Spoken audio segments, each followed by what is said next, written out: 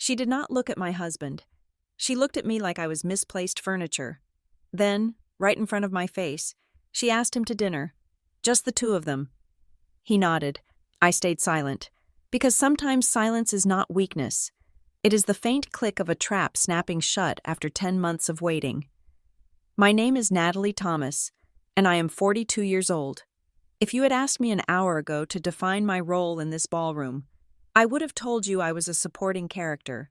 I was the dutiful wife standing in the peripheral vision of a man who was rapidly becoming the main attraction.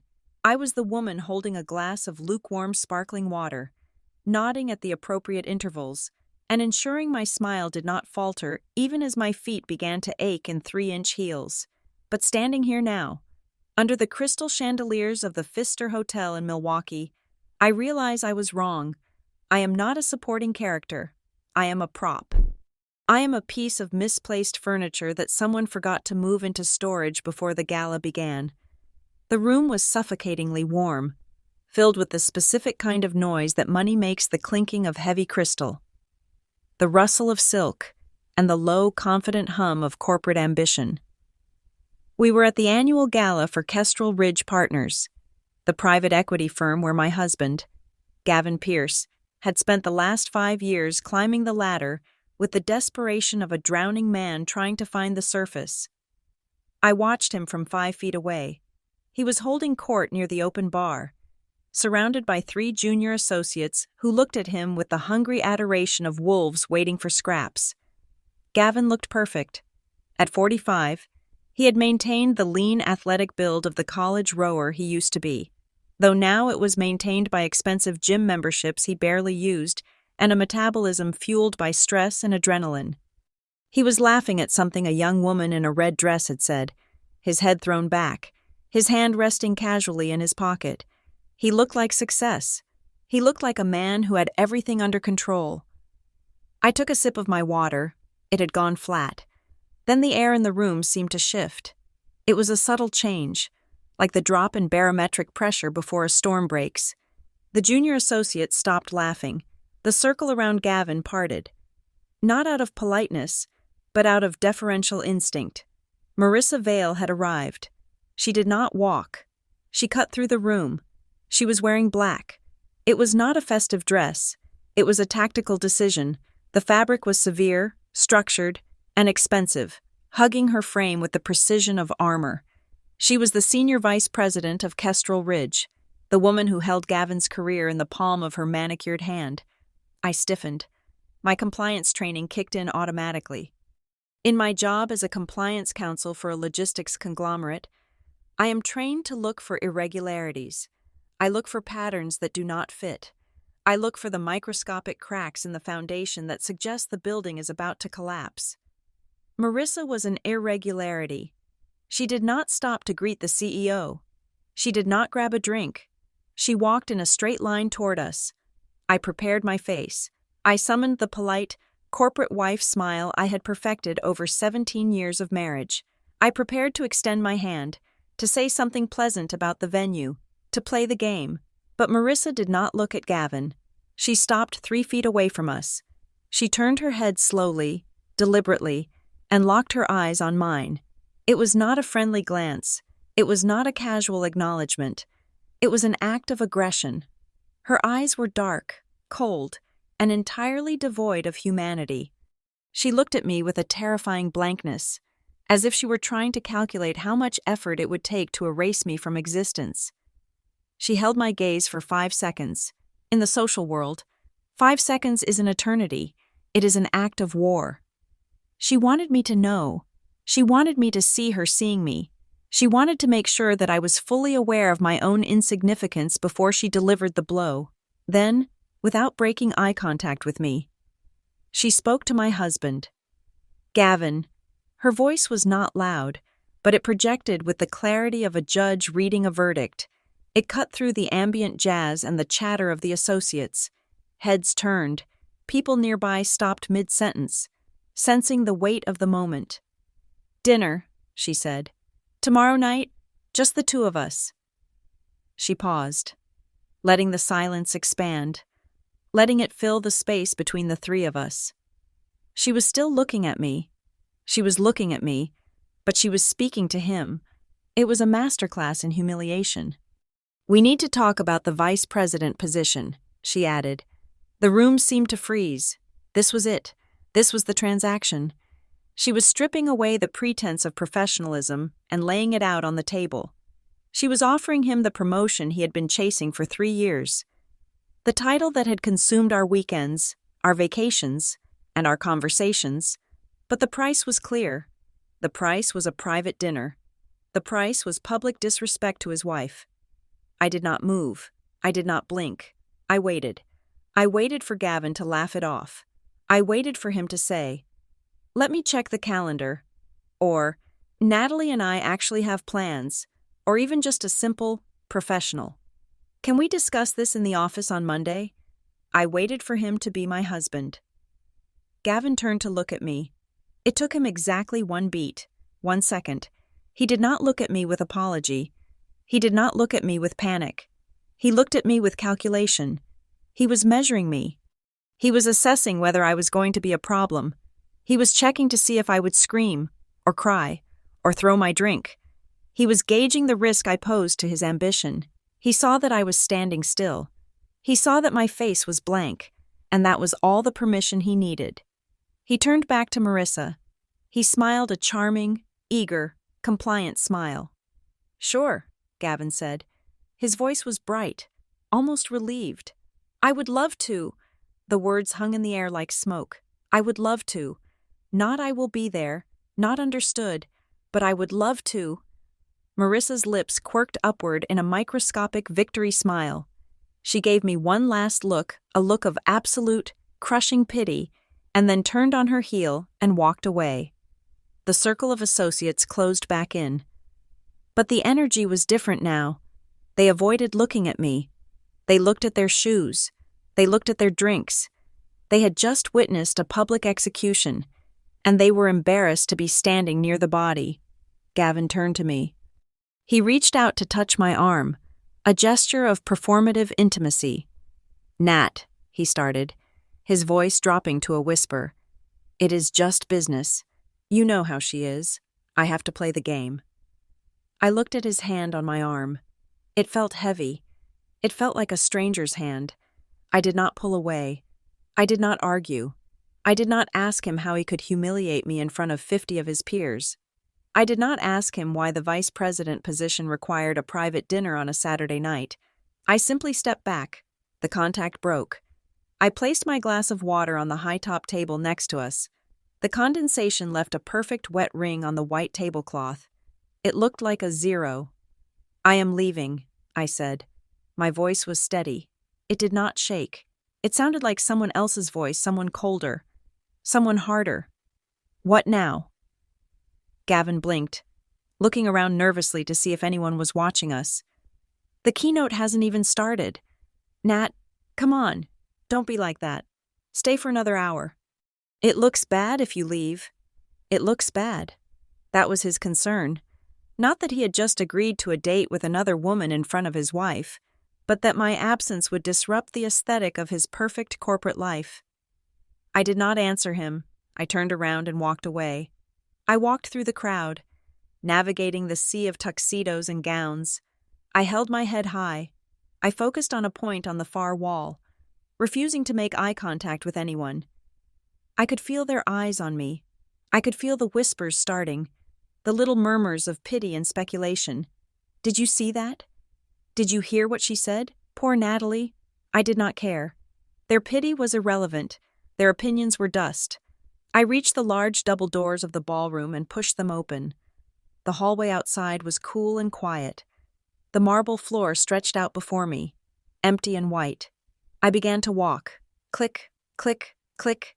The sound of my heels on the stone echoed through the corridor. It was a sharp, rhythmic sound. It sounded like a clock counting down. I waited.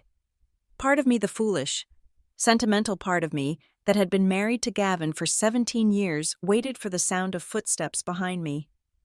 I waited for him to run after me. I waited for him to grab my hand and say he was sorry, that he would tell Marissa no, that we would go get burgers and laugh about how terrible these parties were.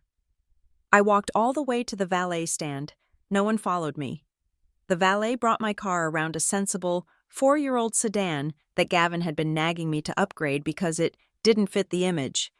I tipped the boy $5 and slid into the driver's seat. When the door closed, the silence was absolute. I sat there for a moment in the dark parking garage. I put my hands on the steering wheel. I gripped the leather until my knuckles turned white. I checked myself for tears. I waited for the sob to rise in my throat. I waited for the heartbreak, but it did not come. Instead of sadness, I felt a strange, cold clarity washing over me. It was a sensation I knew well from my work. It was the feeling I got when I finally found the smoking gun in a stack of subpoenaed documents. It was the feeling of pieces falling into place. My brain shifted gears. I was no longer Natalie Thomas, the hurt wife. I was Natalie Thomas, compliance counsel. I closed my eyes and engaged what I call dossier mode. Incident report. Date: October 14th, 2023. Time: 8:47 in the evening. Location: the Pfister Hotel. Grand Ballroom. Subject: Gavin Pierce. Counterparty: Marissa Vale. Witnesses: approximately 12 immediate bystanders, including 3 junior associates from Kestrel Ridge. Action subject accepted a private solicitation for a dinner engagement from counterparty. Immediately following an explicit display of dominance directed at the spouse. Motive: career advancement. Opportunism. Cowardice. Conclusion: the marriage is no longer a partnership. It is a liability. I opened my eyes. The dashboard clock glowed a soft green. 8:55. My phone buzzed in my purse. I knew who it was before I looked. I picked it up. Gavin. Where did you go? Don't make a scene. I will be home in 2 hours. We can talk then. I stared at the screen. Don't make a scene. He was still trying to manage me. He was still trying to control the narrative. He thought this was just a fight. He thought this was just an argument that he could win with flowers and a few well-placed lies about how much he loved me and how much pressure he was under. He had no idea. I did not reply. I deleted the notification, but I did not delete the message. I took a screenshot. I saved it to a hidden folder on my phone. Then I put the car in drive and pulled out of the garage. As I merged onto the highway, watching the city lights of Milwaukee blur past my window, I felt a heavy weight lift off my chest. For 10 months, I had been living in a state of suspended animation. For 10 months, I had been gathering data, noting inconsistencies, and tracking the subtle erosion of my husband's integrity. I had been preparing for a disaster that I prayed would never happen. I had built a contingency plan, a safety net of secret accounts, legal loopholes, and exit strategies, hoping that I was just being paranoid, hoping that I was just a cynical lawyer who had seen too many things go wrong. I had kept the plan in a mental box labeled, "In case of emergency." Tonight, Gavin had broken the glass. He thought I was weak because I stayed silent. He thought I was submissive because I walked away. He was wrong. Immediacy is the enemy of strategy. If I had screamed at Marissa, I would have looked hysterical. If I had begged Gavin to stay, I would have looked desperate. By doing nothing, I had bought myself the most valuable commodity in any legal battle time. I drove through the dark, the engine humming a steady rhythm. The plan was no longer a theory. The 10-month preparation phase was over. I was not going home to cry. I was going home to execute. And as I turned onto our quiet suburban street, I realized something that almost made me smile. Gavin Pierce thought he had just agreed to a dinner date. He did not realize he had just signed his own confession. My profession defines how I see the world. I am a compliance counsel in the corporate world. My job is to anticipate disaster before it happens. I spend my days reading contracts that are hundreds of pages long, searching for the single clause that could bankrupt a company or send an executive to prison. I live in the land of fine print. I respect evidence. I respect signatures. I respect the brutal honesty of a binding agreement. Most people look at a marriage certificate and see a romantic symbol. I look at it and see a contract. It is a merger of assets, liabilities, and futures. And like any contract, its validity depends not on the title at the top of the page, but on the daily adherence to its terms. For 17 years, I adhered to the terms. Gavin and I were not always the people we were in that ballroom. When we met, he was a different man. He was warm. He was the kind of man who would drive 40 minutes out of his way to pick up the specific type of bagel I liked, simply because I had mentioned it once in passing. He was ambitious, yes, but his ambition used to be tethered to us. He wanted to succeed so we could travel, so we could buy a lake house, so we could retire early and read books on a porch somewhere. But somewhere in the last 5 years, the we silently evaporated from his motivation. It happened slowly. It is difficult to pinpoint the exact date the warmth left him, replaced by a frantic, hollow efficiency. He stopped being a husband and started being an operative. He became a man obsessed with key performance indicators, quarterly targets, and the intoxicating drug of external validation. We have a daughter, Sienna. She is 23 years old now, living her own life in Denver as a graphic designer. She is fierce, independent, and thankfully, far away from the wreckage of her parents' house, because we do not have small children running around. There were no school plays to attend, no soccer games to distract us, no chaotic bedtimes to force us into a shared rhythm. Without the noise of child-rearing, our house became very quiet, and in that silence, the distance between Gavin and me grew loud. I remember the evenings vividly. I would come home from a day of mitigating risk at my office, craving a human connection. I wanted to talk about something real. I wanted to tell him about the book I was reading or the strange interaction I had at the grocery store, but Gavin would come home vibrating with residual stress. He would walk through the door, his phone already in his hand, his thumb scrolling through emails that could certainly have waited until morning.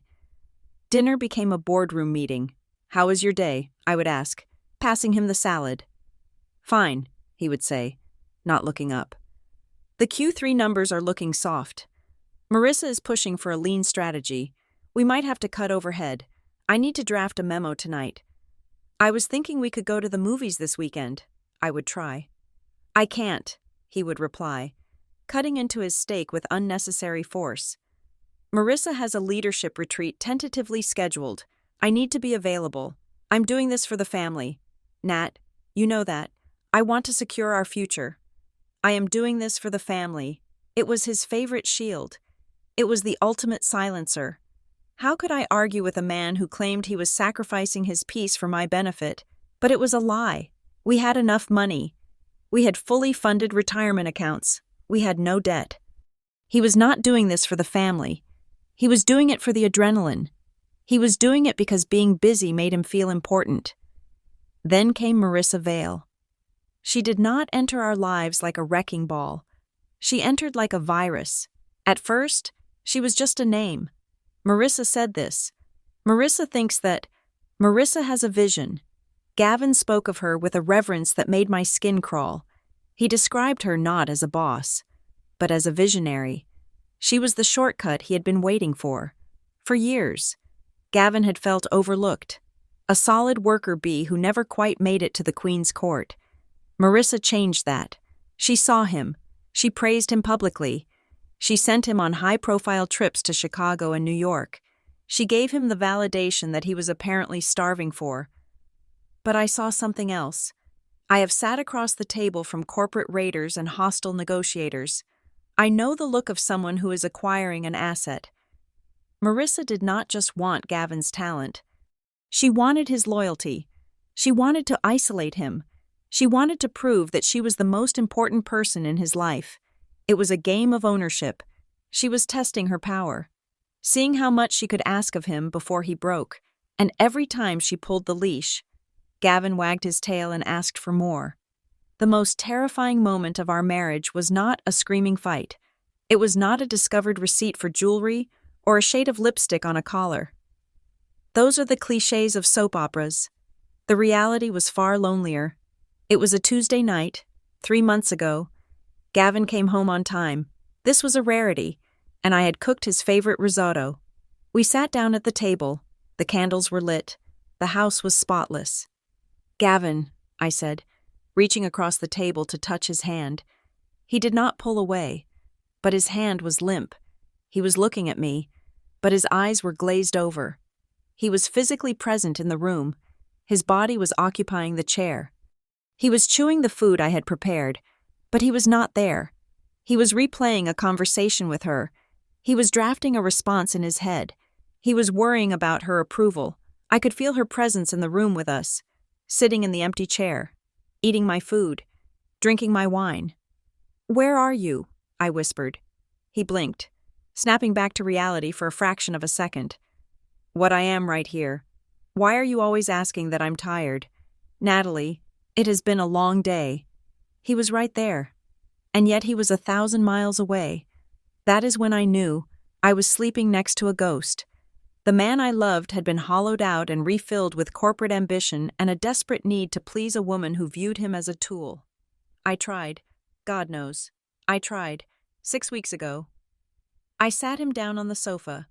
I had prepared my arguments like a closing statement. "We are drifting," I told him. "We are roommates who share a bank account. I want us to go to marriage counseling. I found a therapist who specializes in executive burnout and relationship reconnecting." Gavin sighed, the long, heavy sigh of a man being asked to take out the trash during the Super Bowl. "Nat, honestly," he said, rubbing his temples, "I just don't have the bandwidth right now. The merger is entering a critical phase. Marissa is relying on me. Can we put a pin in this? Let's circle back in a few months when things calm down." Put a pin in it. He used corporate jargon on his marriage. He treated our intimacy like a low-priority agenda item that could be deferred to the next quarter. He agreed to look into it later, and then he forgot. He never brought it up again.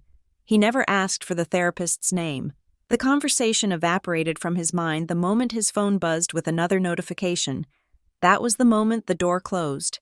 In my line of work, we talk about material breach of contract. A material breach is a failure to perform that strikes so deeply at the heart of the contract that it renders the agreement irreparably broken and defeats the purpose of making the contract in the first place. Gavin thought that as long as he paid the bills and didn't sleep with anyone else, he was fulfilling the contract. He did not understand that the contract required him to be my partner, not just my financier. Standing in that ballroom tonight, watching him agree to that dinner, was simply the final signature on a document that had been drafted over years of neglect. People always ask, why when a marriage ends? They look for the explosion. They look for the big, dramatic event. But that is not how it happens. Gavin did not betray me in a single night. He did not destroy us with one sentence to Marissa Vale. He did it by looking through me at the dinner table. He did it by prioritizing her emails over my voice. He did it by forgetting to ask how I was. He did it by letting the silence grow until it was a wall too thick to breach. He did not betray me once. He betrayed me 10,000 times, in 10,000 tiny moments of indifference. And now, I was done counting. The audit was complete. It was time to close the account. The timeline of the death of a marriage is rarely linear. It does not move from happiness to misery in a straight line. It circles. It hesitates. It creates false positives. But for me, the timeline became a rigid, evidentiary thing exactly 10 months before the gala. It started with a synchronization error. We live in a world of digital footprints. We leave pieces of ourselves in the cloud, in server farms, and in the cache memories of our devices. Gavin was meticulous about his work devices, which were locked down by Kestrel Ridge's IT department, but he was lazy with our home technology. We shared an iPad that sat on the kitchen island, mostly used for recipes or streaming music while we cooked. Years ago, in a fit of organizational enthusiasm, Gavin had synced his personal calendar to the family account so I would know when he was traveling. He had forgotten he had done it. I had not. It was a Tuesday in January. Outside, the snow was piling up against the garage door. I was drinking tea, scrolling through the iPad, looking for a lasagna recipe. A notification slid down from the top of the screen. Reservation confirmed. The Alcott, 2 guests, 7:30. I frowned. The Alcott was a quiet, dimly lit steakhouse on the other side of town. It was romantic. It was expensive. And Gavin had told me that morning he would be pulling an all-nighter at the office to finish a pitch deck for a logistics acquisition. I did not text him. I did not call him to ask why he was eating steak when he was supposed to be building PowerPoint slides. I simply waited. He came home at 1 in the morning, smelling of expensive red wine and cigars. God, what a night, he groaned, loosening his tie. We ordered pizza and just ground it out. My eyes are burning. He looked me right in the face and lied. It was a smooth lie. It was a practiced lie. And in that moment, the Natalie who was his wife retreated, and the Natalie who was a compliance officer stepped forward. I did not hire a private investigator. I did not plant bugs in his car. I did not need to do anything illegal. In my profession, we know that the truth is never hidden. It is just buried under a pile of boring paperwork. And I am excellent at digging. I began to audit my own life. I treated Gavin Pierce like a vendor who was suspected of embezzling funds. I opened a new spreadsheet on my personal laptop, password protected, and titled it simply Audit. I started with the joint bank account. For years, I had been the one to manage our finances because Gavin found it tedious. He never looked at the statements. He just swiped his card and assumed the magic money fairies would handle the rest. I pulled the last 12 months of statements. I looked for anomalies. They were there, hiding in plain sight. There were Uber rides taken at 2 in the morning on nights he said he was sleeping at a hotel near the airport. There were charges at florists in cities where he had no relatives. There were cash withdrawals, $200 here, $300 there, always on Friday afternoons. Then I looked at the reimbursements.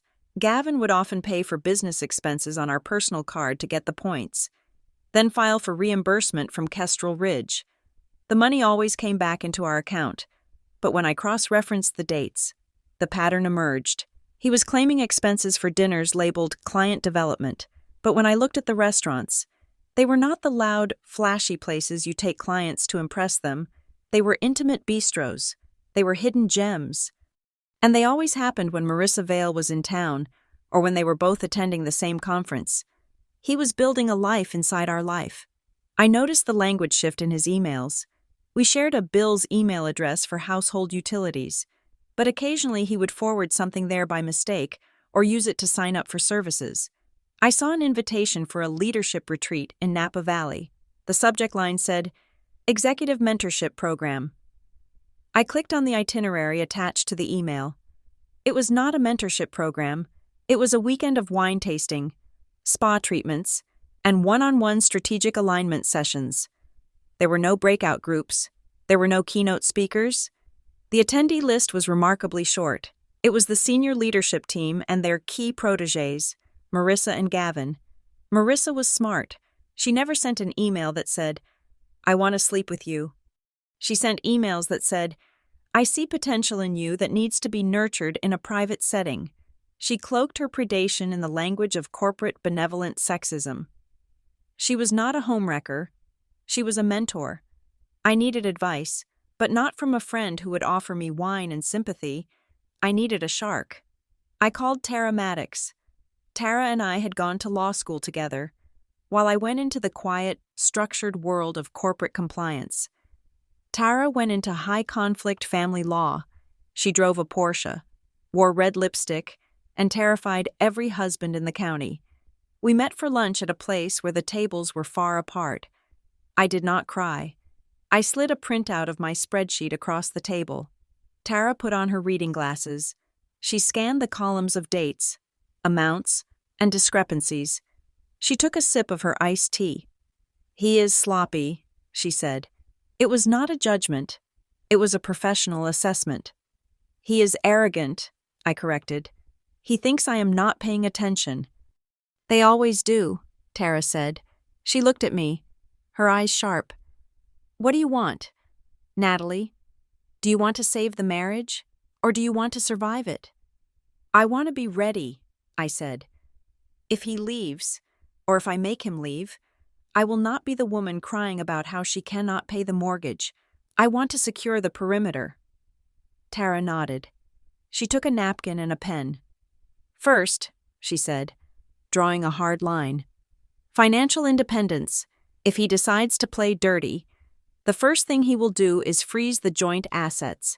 He will try to starve you out. You need liquidity. The next day, I formed an LLC. I called it Blue Heron Consulting. It sounded boring. It sounded legitimate. It was a legal entity solely under my control. I opened a business bank account at a different bank than the one we used for our personal finances. Then, I began the slow, methodical process of shifting the gravity of our financial world. I stopped depositing my annual bonuses into the joint account. I directed them to the LLC, categorizing them as capital contributions for my consulting side business. A business Gavin vaguely knew I was thinking about starting but never asked details about. I took over the fixed expenses, the mortgage, the insurance, the car payments. I moved them all to autopay from my separate account. This sounds counterintuitive. Why would I pay for everything? Because possession is 9/10 of the law, but control is everything. By paying the bills directly, I ensured that if he ever cut off his direct deposit, the lights would stay on, the house would not go into foreclosure. I was removing his leverage one utility bill at a time. Then came the masterstroke. I told Gavin we needed to update our estate planning. The tax laws have changed, I told him one evening while he was packing for another business trip to Chicago.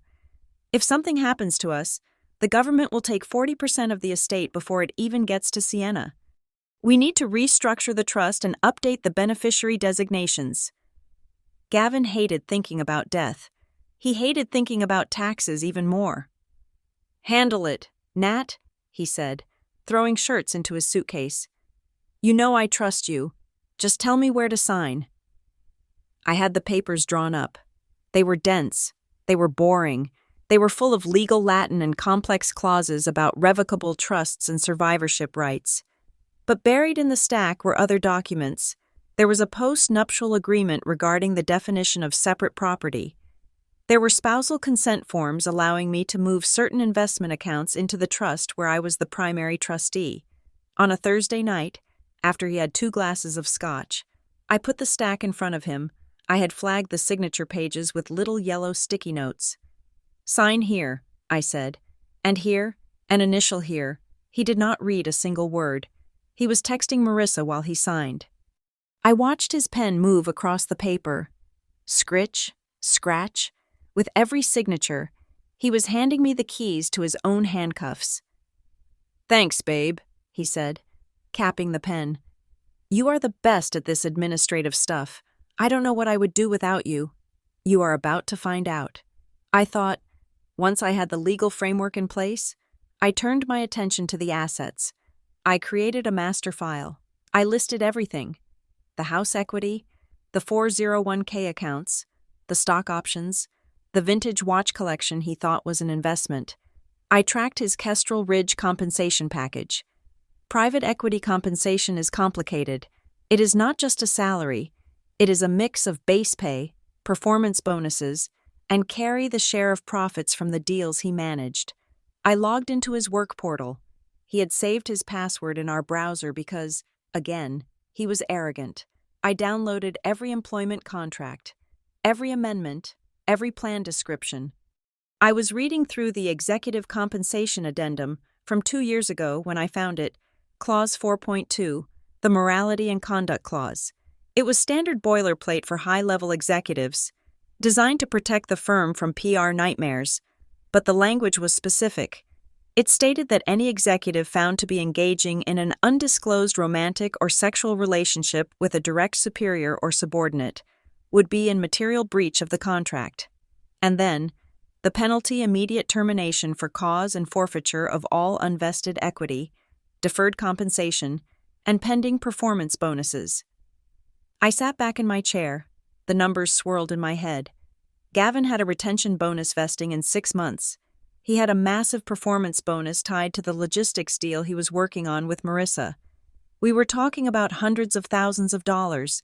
If Kestrel Ridge found out he was sleeping with Marissa Vale, he would not just be fired, he would be wiped out. He had signed this addendum. He knew it existed, but he was so blinded by the proximity to power, so intoxicated by Marissa's attention, that he thought he was exempt. He thought the rules were for other people. Marissa was the senior vice president. She had a fiduciary duty to disclose the relationship. By not doing so, she was exposing the firm to liability, but Gavin was risking his entire financial future for a woman who viewed him as a recreational activity. I printed the page. I highlighted Clause 4.2 in yellow. I did not confront him. I did not slap the paper on the table and demand an explanation. That is what an emotional amateur would do. If I confronted him now, he would deny it. He and Marissa would coordinate their stories. They would cover their tracks. They would gaslight me until I thought I was crazy. No, I needed more than a clause. I needed the breach itself. I scanned the document. I saved it as a PDF. I created a new folder on my encrypted hard drive. I did not name it divorce or evidence. I named it something that only I would understand. I named the folder When You Finally See Me. I dragged the PDF into the folder. It was the first file. It would not be the last. I closed the laptop and walked into the bedroom. Gavin was asleep. He was snoring softly, his arm thrown over his eyes. He looked peaceful. He looked innocent. I lay down next to him in the dark. I listened to his breathing. I thought about the signature on the trust documents. I thought about the morality clause. I realized then that I was no longer afraid of losing him. I was already grieving him, like one grieves a person who has been diagnosed with a terminal illness, but is still walking around. The Gavin I loved was already dead. The man in the bed was a stranger who was stealing from our future to pay for his ego. I pulled the duvet up to my chin. I closed my eyes.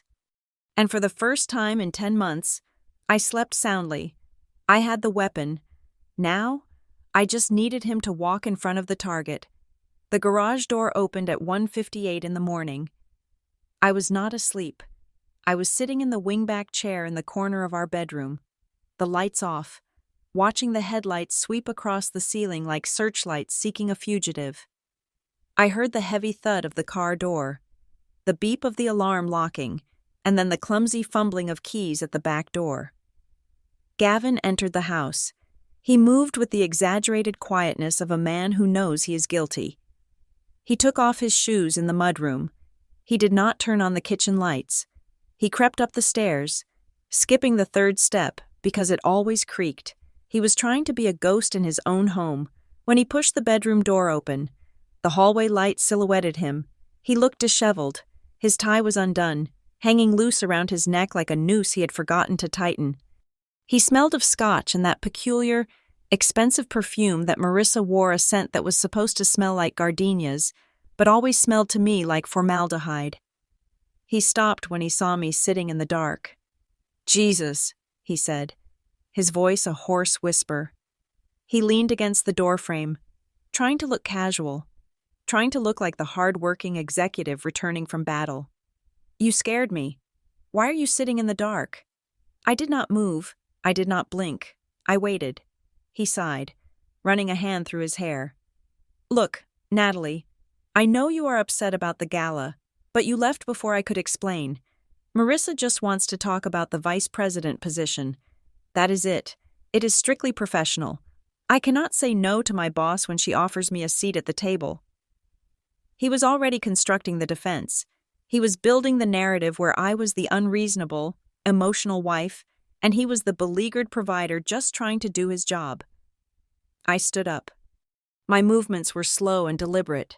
I walked toward him, stopping just outside his reach. I asked him one question. "Did you see her look at me?" The air in the room seemed to vanish. Gavin froze. His eyes flickered. For a split second, the mask slipped. He remembered. He saw the look. He saw the cold, predatory stare Marissa had drilled into my skull before asking him out. He saw the disrespect. He saw the humiliation. But he chose to look away. He looked at the floor. He looked at the window. He looked anywhere but at me.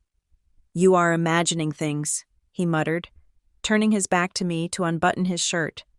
"She is just intense. That is how she looks at everyone. You are reading too much into it.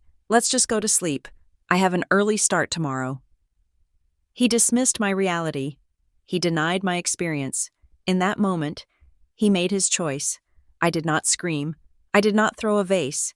I did not demand he look at me. I simply turned around and walked into the bathroom. I closed the door and locked it. The lock made a soft, final click. I turned on the shower, letting the water run hot, steaming up the mirror. I stripped off the dress I had worn to the gala, the dress I had bought specifically because Gavin said he liked the color. I folded it neatly and placed it in the hamper. I stepped into the water. I scrubbed my skin until it was red. I washed away the gala. I washed away the wife. When I stepped out, I was clean. I was cold. I was ready. I dried my hair and pulled it back into a tight, severe bun. I put on a pair of black slacks and a simple white blouse. I did not put on pajamas. I dressed for work. Because what I was about to do was work. I walked back into the bedroom. Gavin was already asleep. Face down on the pillow, exhausted by his own lies. He was snoring softly. I moved silently to the closet. I did not pack a suitcase. Suitcases are noisy. The zippers scream in the quiet of the night. Instead, I took a large, sturdy tote bag, the kind lawyers use for depositions. I packed only the essentials: my passport, my birth certificate, the external hard drive containing the "When You Finally See Me" folder, my laptop, 3 changes of professional clothes, my toiletries. I looked at the framed photo on my nightstand, a picture of us from our honeymoon in Italy, 17 years ago. We looked so young. We looked so stupid. I left the photo where it was. I did not take a single sentimental item. I did not take the necklace he gave me for our 10th anniversary. I did not take the watch he bought me last Christmas. I left everything that carried the weight of memory. I walked downstairs to the kitchen. The house was silent, save for the hum of the refrigerator. I sat at the kitchen table and pulled a manila envelope from my bag. Inside were the documents. Not a love letter, not a tear-stained note asking, why just paper, just facts. I placed the envelope in the center of the table, right where he would put his coffee mug in the morning. Inside the envelope was a single sheet of paper with a list of accounts. Next to each account number was a status update: access revoked, password changed, authorized user removed. Below that was a copy of the power of attorney he had signed 3 months ago, highlighting the clause that allowed me to manage digital assets. And finally, a copy of the lease agreement for the apartment I had rented 2 weeks ago under the name of my LLC, Blue Heron Consulting. I did not redact the address. I wanted him to know where I was. I wanted him to know that I was not hiding. I was just unreachable. I stood up. I looked around the kitchen one last time. This was the kitchen where I had cooked thousands of meals. This was the kitchen where we had argued about paint colors. This was the kitchen where I had once thought we would grow old together. Now, it was just a room in a house owned by a trust that I controlled. I picked up my tote bag. I walked to the back door. I punched the code into the security panel to disarm the system for 30 seconds. I stepped out into the cool night air. I got into my car. I did not look back at the bedroom window. I reversed out of the driveway, the tires crunching softly on the gravel. I drove across town to the apartment complex on the west side. It was a modern, sterile building with secure underground parking and a 24-hour concierge. It was the kind of place people live when they are in transition corporate housing: divorced dads, traveling nurses. I parked in my assigned spot. I took the elevator up to the 4th floor. I unlocked the door to Unit 402. The apartment was sparse. It smelled of fresh paint and emptiness.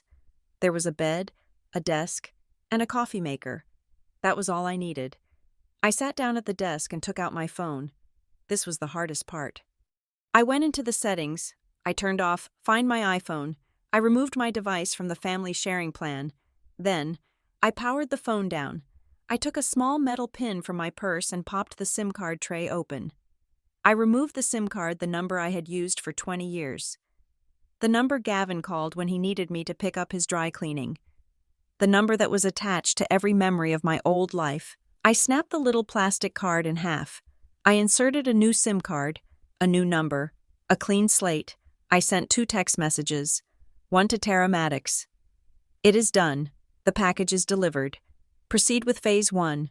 1 to Sienna. Hi, sweetie. I am taking some time apart from your father. I am safe. I have moved into an apartment. I will call you tonight to explain everything. I love you.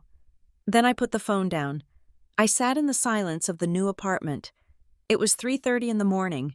I did not sleep. I made coffee. I opened my laptop and began to work. I had a compliance report due on Monday for my actual job, and I intended to finish it. My life was not going to stop just because my marriage had. Hours passed. The sky outside turned from black to gray to a pale, watery blue. At 7:30, I imagined Gavin waking up. He would reach across the bed for me, his hand finding only cold sheets. He would call my name, his voice thick with sleep. He would think I was downstairs making coffee. He would walk into the bathroom. He would see my toothbrush was gone. He would see the empty space on the vanity where my creams and serums used to be. Panic would start to prickle at the back of his neck. He would run downstairs. He would see the kitchen was empty, no coffee brewing, no breakfast. Then he would see the envelope. I imagined him tearing it open. I imagined his eyes scanning the list of accounts. I imagined the blood draining from his face as he realized that his credit cards, his checking access, his joint savings, everything was locked. He would grab his phone. He would call me. The number you have dialed is no longer in service.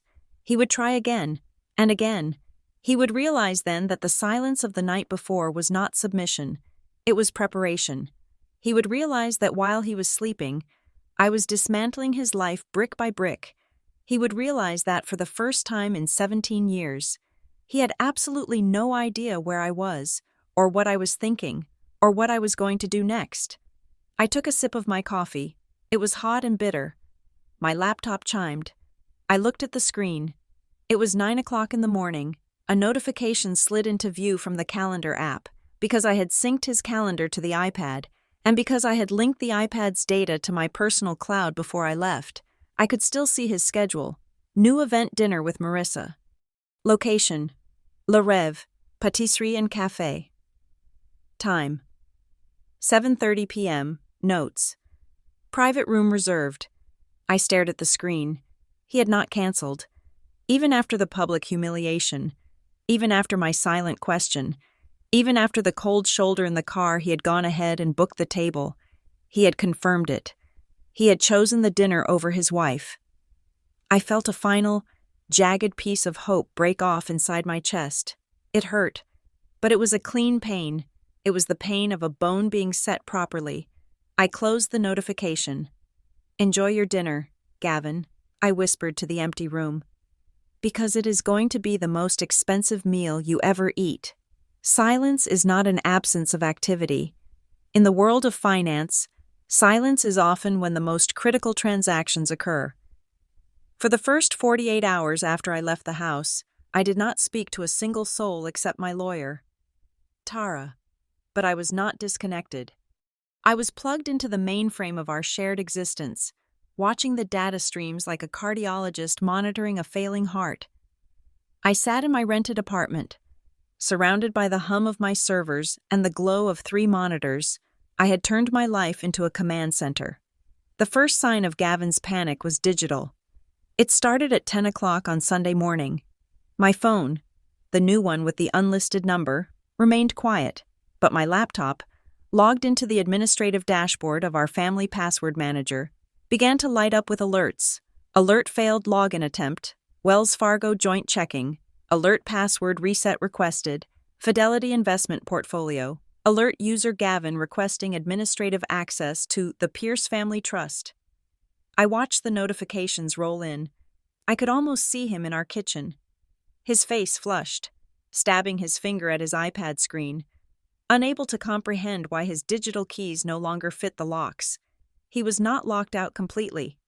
I was not cruel.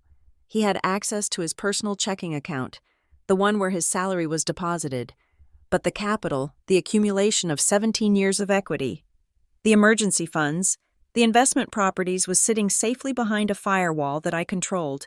He was furious, and because he could not scream at me, he decided to scream at the world. I received a text message on Monday afternoon from Linda, a woman I had played tennis with for 5 years. Linda was the type of friend who thrived on the misfortunes of others, disguising her gossip as concern. "Nat, honey, are you okay?" The text read, "Gavin called Mike.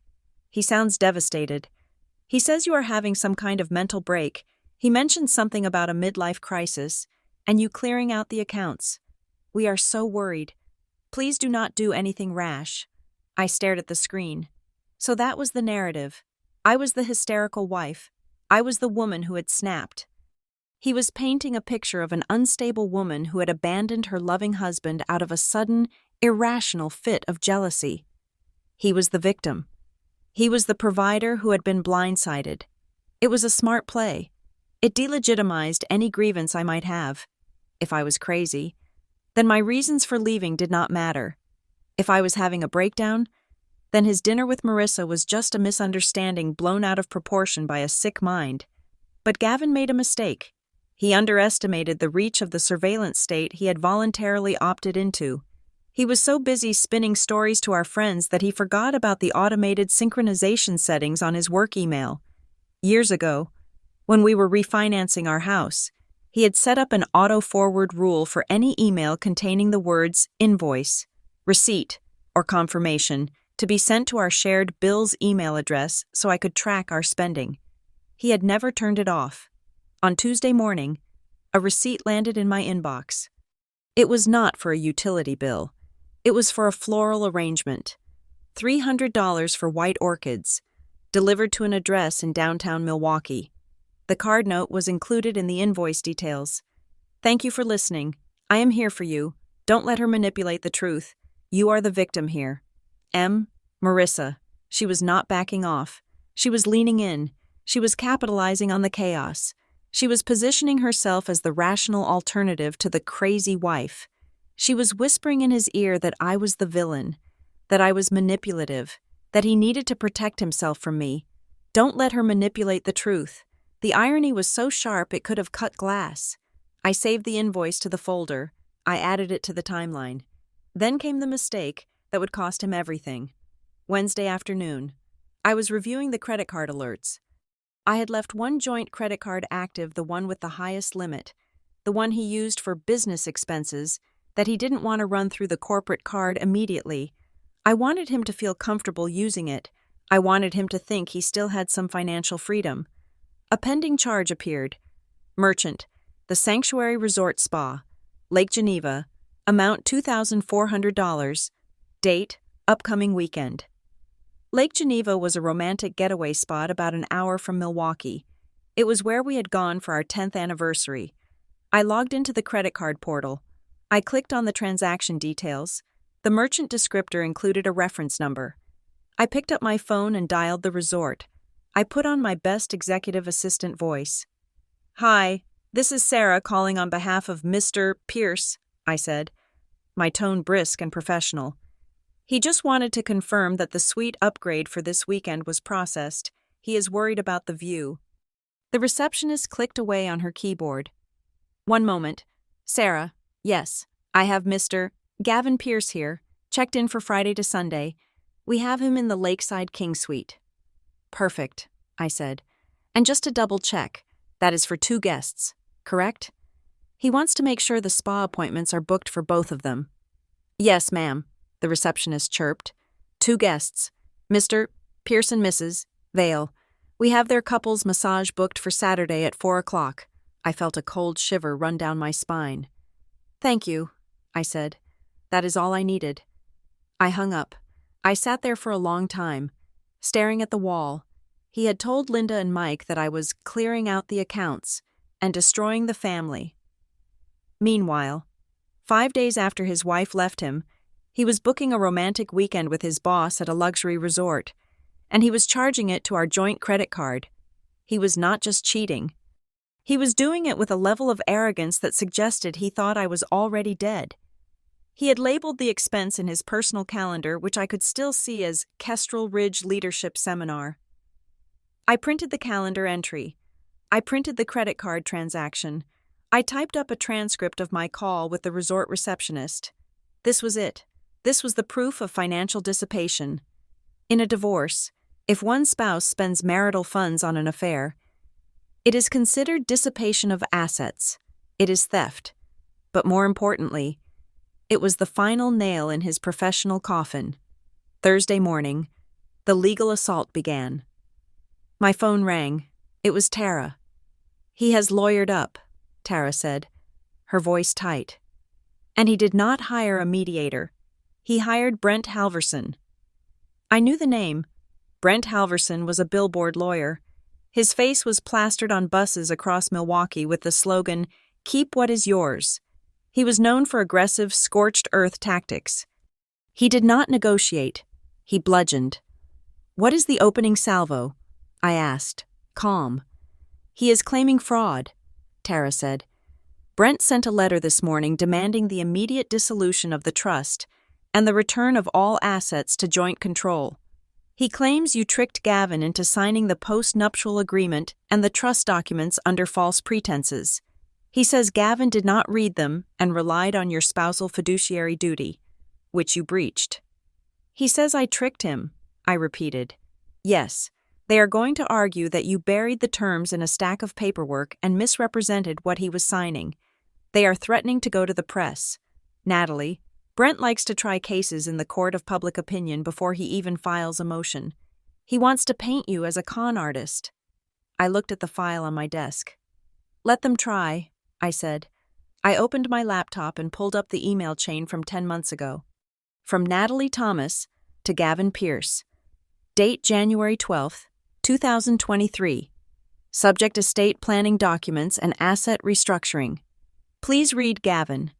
Attached are the final drafts of the trust and the post-nuptial agreement we discussed regarding tax liability. Please review the highlighted sections on pages 4, 12, and 20. These sections explicitly detail the conversion of certain joint assets into separate property for liability protection. Let me know if you have questions before the notary arrives." And his reply, sent 3 minutes later, from Gavin Pierce to Natalie Thomas.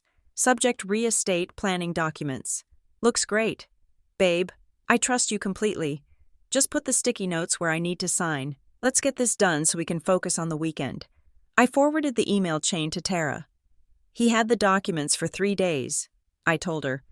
I explained the terms in plain English in the body of the email. He acknowledged receipt. He stated in writing that he trusted my judgment and wanted to proceed, and we have the notary's logbook confirming he signed freely and appeared to be of sound mind. "This is beautiful," Tara said. I could hear the smile in her voice. "Halverson is going to choke on this." "There is more," I said. "He is taking Marissa to the Sanctuary Resort this weekend. On the joint card, I have the reservation details." Tara let out a low whistle. "Okay, so we have adultery, dissipation of assets, and proof that his fraud claim is baseless. Natalie, we can bury him. Do you want me to file for an emergency hearing?" "No," I said. "Not yet. Let him go to the resort. Let him think he's winning. Let him think Brent Halverson has scared me into submission." "You are scary," Tara said. "You know that, right?" "I am just thorough," I replied. After I hung up, I sat in the silence of my apartment. Gavin was out there, telling the world I was crazy, hiring a shark to attack my character, and planning a romantic weekend with the woman who had destroyed our marriage. He thought I was hiding. He thought I was cowering in shame. I decided to break my silence. Just once. I opened my new email account.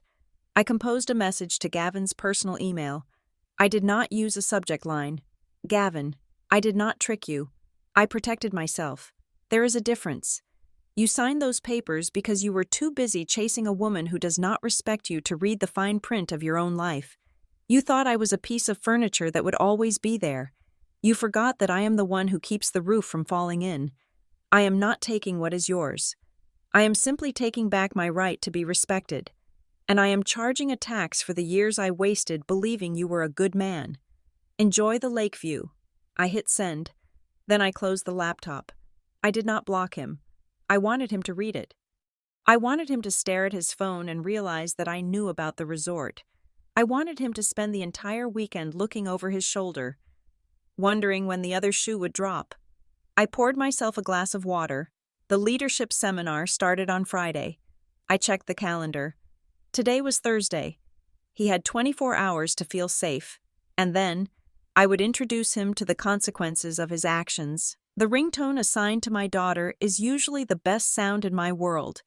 It is a snippet of a song we used to sing in the car when she was 5, a joyful noise that cuts through the sterile silence of my new life. But when my phone rang at 7 o'clock on Friday night, the sound made my stomach turn over. I stared at the screen. Sienna. I knew this call was coming. Gavin had been busy. While I was building a legal fortress, he had been building a narrative, and his primary audience was our 23-year-old daughter in Denver. I took a deep breath, composed my voice, and answered. "Hi, sweetie," I said. "Mom." Sienna's voice was tight, vibrating with a mixture of confusion and accusation. "What is going on?" "Dad just called me. He sounds like he's having a heart attack. He said you moved out. He said you froze the bank accounts." I could hear the tremor in her breath. She was 3 states away, sitting in her small apartment, trying to reconcile the image of her stable, boring parents with the chaotic story her father was feeding her. "I did move out, Sienna," I said calmly, "and I did not freeze the accounts. I secured them. There is a difference." "He says you are having a breakdown," she said, her voice rising. "He said you got jealous over some work dinner and just snapped. Mom, tell me that is not true. You are not irrational."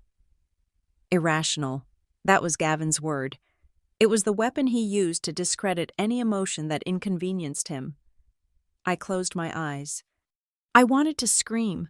I wanted to tell her everything. I wanted to tell her about the look in Marissa's eyes, the humiliation in the ballroom, the years of neglect, the nights I spent staring at the ceiling while her father texted his boss under the covers. But I am a mother first, and a mother does not use her child as a therapist. "Sienna, listen to me," I said, keeping my voice low and steady. "I am not having a breakdown. I am safe. I am healthy, and I am completely lucid." "Then why did you leave?" she demanded. "Dad says he wants to fix this. He says if you just come home and talk, he can explain everything."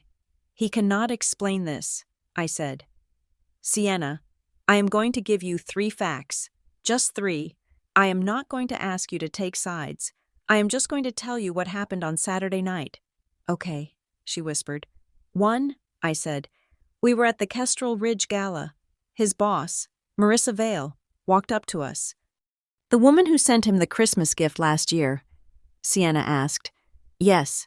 2, I continued. "She looked me directly in the eye. She made sure I was watching, and she asked your father to go to dinner with her alone on a Saturday night. She made it clear it was a date, disguised as a meeting." "Okay," Sienna trailed off. 3, I said.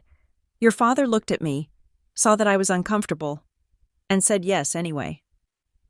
There was a long silence on the other end of the line. Sienna is smart. She knows how corporate politics work. She knows how marriages work.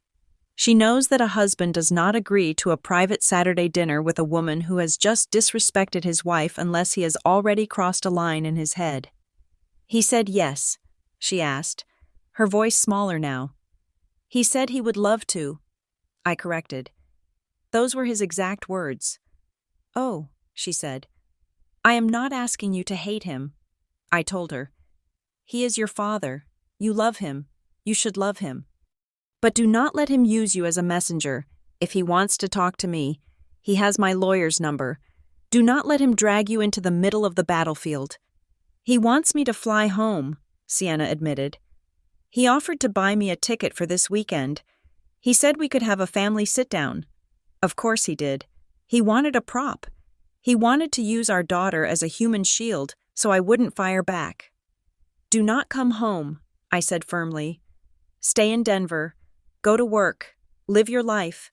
When there are legal documents for you to see, I will show them to you. Until then, Everything else is just noise. Promise me." "I promise," she said. She sounded exhausted. "I love you, Mom. I love you too." I hung up. My hand was shaking. That was the hardest part. The finances were easy. The legal strategy was easy. But watching Gavin weaponize our daughter's love to cover his own tracks, that was unforgivable. 10 minutes later, my email pinged. It was not from Gavin. It was from Brent Halverson, the Pitbull lawyer. The subject line was in all caps: "Demand for immediate restitution and cease and desist."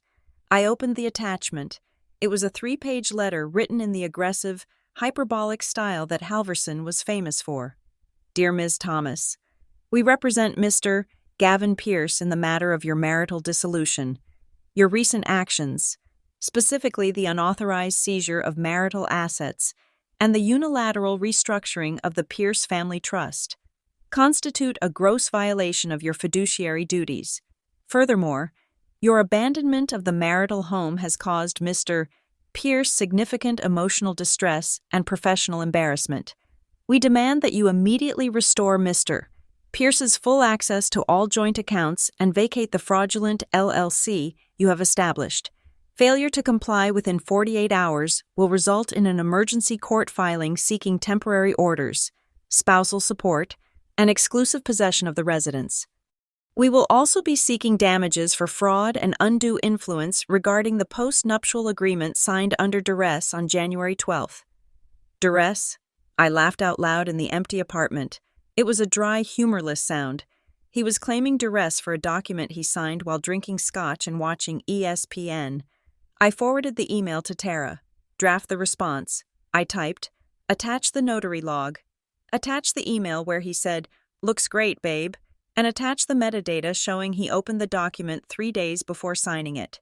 If Brent wants to talk about fraud, let's talk about perjury. I was about to close my laptop when another notification caught my eye. It was from the shared cloud drive. Gavin had removed my access to the main family folders, but he had forgotten about the scans folder. It was a default folder where our home printer automatically sent PDF copies of anything we scanned. Because the printer was still connected to the old network configuration, it was still syncing to the cloud path I had set up years ago. A new file had been uploaded 20 minutes ago. File name HR_complaint_draft_V 2.pdfi. Frowned. HRR complaint. I clicked on it. It was a letter addressed to the Human Resources Department of Kestrel Ridge Partners. But it was not written by Gavin. I knew his writing style. He used passive voice and too many commas. This letter was sharp, accusatory, and vicious. It was Marissa's voice. "To the Ethics Committee, I am writing to formally report a pattern of harassment and stalking by my estranged wife, Natalie Thomas. Ms. Thomas has been exhibiting unstable behavior, including monitoring my professional calendar, intercepting confidential company communications, and threatening to damage my professional reputation due to unfounded jealousy regarding my working relationship with Senior Vice President Marissa Vale. I am concerned that Ms. Thomas may attempt to contact the firm or spread malicious lies to sabotage my standing at Kestrel Ridge. I am requesting that security be notified to prevent her from entering the premises and that any communication from her be disregarded as the actions of a disgruntled and mentally unstable individual." I read the letter twice. My blood ran cold. They were not just defending themselves. They were trying to preemptively destroy me. They were trying to paint me as a security threat so that if I ever did speak up, I would look like a crazy ex-wife seeking revenge. "Unfounded jealousy," I whispered, reading the phrase on the screen. Marissa was guiding his hand. She was dictating the terms of his defense. She was using the corporate machinery to shield her own misconduct. She had made a fatal calculation. She thought this was a domestic dispute. She thought she was dealing with a scorned woman who would cry and make a scene. She forgot she was dealing with a compliance officer. I did not get angry. I got technical. I opened a new document. I did not write a letter about my feelings. I did not write about the affair in the corporate world. Affair is a messy word. Companies do not care who is sleeping with whom. as long as it does not cost them money. But they do care about risk. They care about liability. They care about policy violations. I began to compile the dossier. Subject: whistleblower report. Policy violations by senior management. I laid it out like a legal brief. Item 1: misappropriation of company funds. I attached the credit card statements showing the leadership retreats that coincided with no official company events. I cross-referenced them with the expense reports Gavin had foolishly saved on our home server. He had expensed dinners for two as client development on dates when the only client was Marissa. Item 2: conflict of interest and failure to disclose. I cited the Kestrel Ridge Employee Handbook. Section 4. Paragraph 3. Any romantic relationship between a supervisor and a subordinate must be immediately disclosed to HR to ensure proper recusal from performance reviews and compensation decisions. Marissa had just approved Gavin's bonus. I had the pay stub. She had approved it while they were sleeping together. That was not just a rule break. That was actionable fraud. She was using company money to reward her lover. Item 3: abuse of power. I attached the draft of the harassment complaint against me. I noted the metadata. The document properties showed the author was not Gavin Pierce. The author was Vale Kestrel. She had written the complaint for him on her company laptop. She was using company resources to fabricate a legal threat against the spouse of an employee. I worked for 3 hours. I redacted my name where necessary. I kept it objective. I removed every single adjective that sounded emotional. When I was finished, it was not a story about a broken heart. It was a story about a senior executive looting the company treasury and exposing the firm to a massive lawsuit. I opened a Tor browser to ensure anonymity. I navigated to the Kestrel Ridge Ethics Hotline portal. It was a third-party service, managed by an external law firm to protect whistleblowers. I selected the category Financial Misconduct and Executive Malfeasance. I uploaded the files.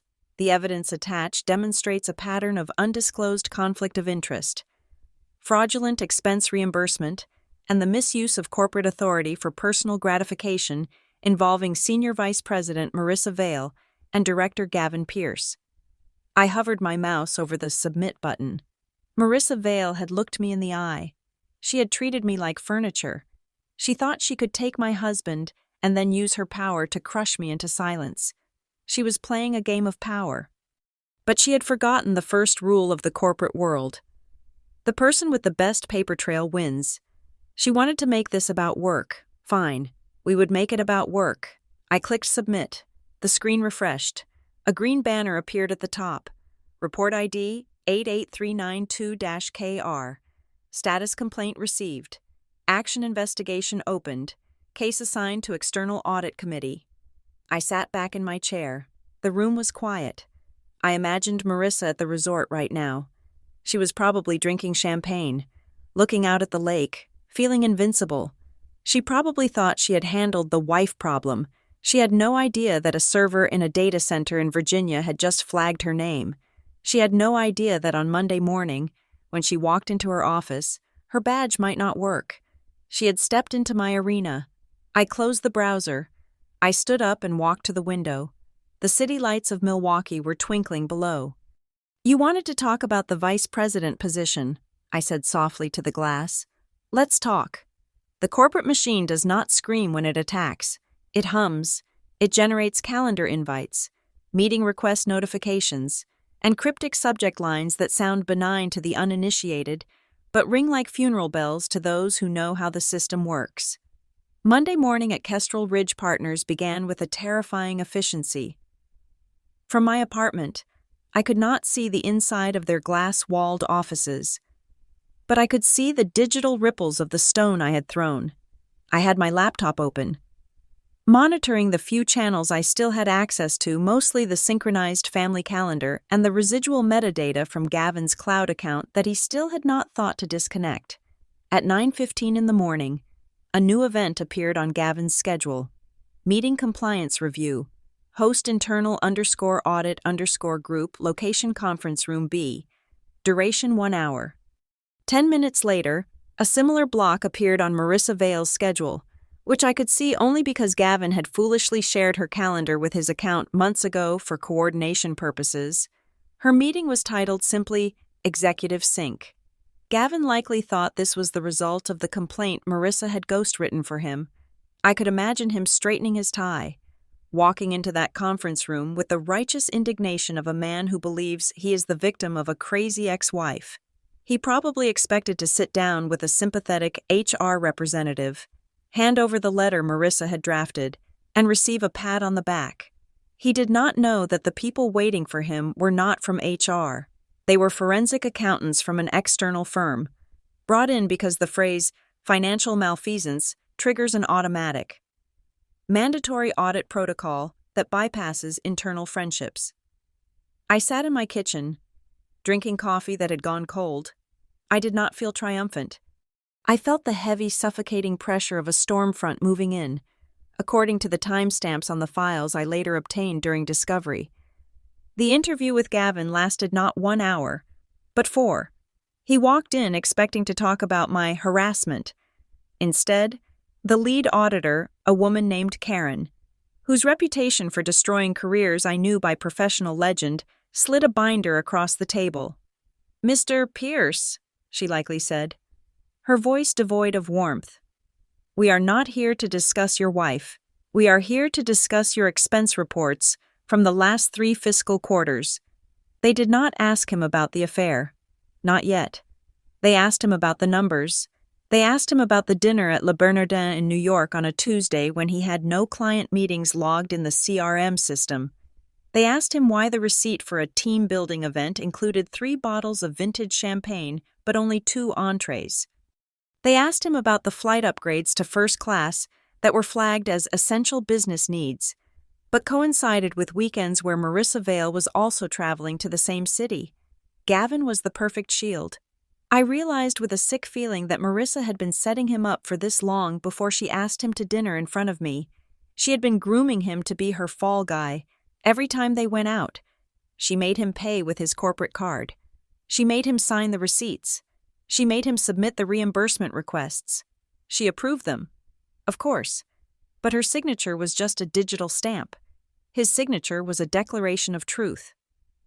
I was told this was approved," Gavin likely stammered, the sweat starting to prickle under his collar. "Marissa, Miss Vale said it was covered under the mentorship budget. We have reviewed the mentorship budget," Karen would have replied, flipping a page. "There is no line item for spa treatments at the 4 Seasons. Did you personally consume these services, Mr. Pierce?" He was trapped. If he admitted they were personal, he was confessing to theft. If he claimed they were business, he was confessing to fraud, because there was no business purpose. And if he pointed the finger at Marissa, he had to admit to the affair which would trigger the morality clause I had found, instantly stripping him of his bonus and his equity. Marissa, meanwhile, was in a different room. She was not sweating. She was likely leaning back in her chair, smiling that shark-like smile. When the auditors asked her about the approvals, she would have shrugged. "Gavin is a rising star," she would say. "I give my directors a lot of autonomy. I assume when they submit an expense, it is legitimate. If he was abusing the system to fund a personal lifestyle, I am shocked, truly shocked." She was cutting the rope. She was letting him fall. By 2:00 in the afternoon, Gavin's calendar was cleared for the rest of the week. His status changed to out of office. My phone remained silent. Then, a message arrived through LinkedIn. It was from a man named David Chen. Not Chen. I must correct myself. A man named David Russo. I had worked with David 5 years ago at a different logistics firm. He had moved to a tech company in Chicago. But we kept in touch. Natalie. The message read, "I heard a rumor about an audit at Kestrel Ridge. Is Gavin okay?" I hesitated. Then I typed, "Why do you ask?" "Because of Marissa Vale." David replied, "I didn't know if you knew. She was at my firm before she went to Kestrel. She was the VP of operations." I stared at the screen. "And she had a protege here too." David wrote, "A guy named Mark. Good guy. Married. 2 kids. She dazzled him. promoted him. Then the internal audit found a $50,000 hole in the travel budget. Mark's name was on all the receipts. Marissa claimed ignorance, said Mark had gone rogue. Mark got fired. His wife left him. He is driving Uber now. Marissa got a severance package and moved to Milwaukee. I felt a physical blow to my chest. It was not love. It was not even lust. It was a business model. Marissa Vale was a predator who fed on ambitious, insecure men. She used them to fund her lifestyle, to stroke her ego, and to do her dirty work. And when the bill came due, she ensured their names were on the check. Gavin was not special. He was just the current iteration of Mark. I did not feel vindicated. I felt cold. I felt a profound, aching pity for the man I had married. He thought he was being chosen by a queen. In reality, he was being fattened for the slaughter. I closed the laptop. The apartment felt too small. I heard a key turn in the lock. I froze. No one had a key except me and the landlord. The door swung open. Standing there, looking exhausted and carrying a duffel bag, was Sienna. "Mom," she said. She dropped the bag on the floor. Her eyes were red. She had clearly been crying on the plane. "Sienna," I said, standing up. "I told you not to come.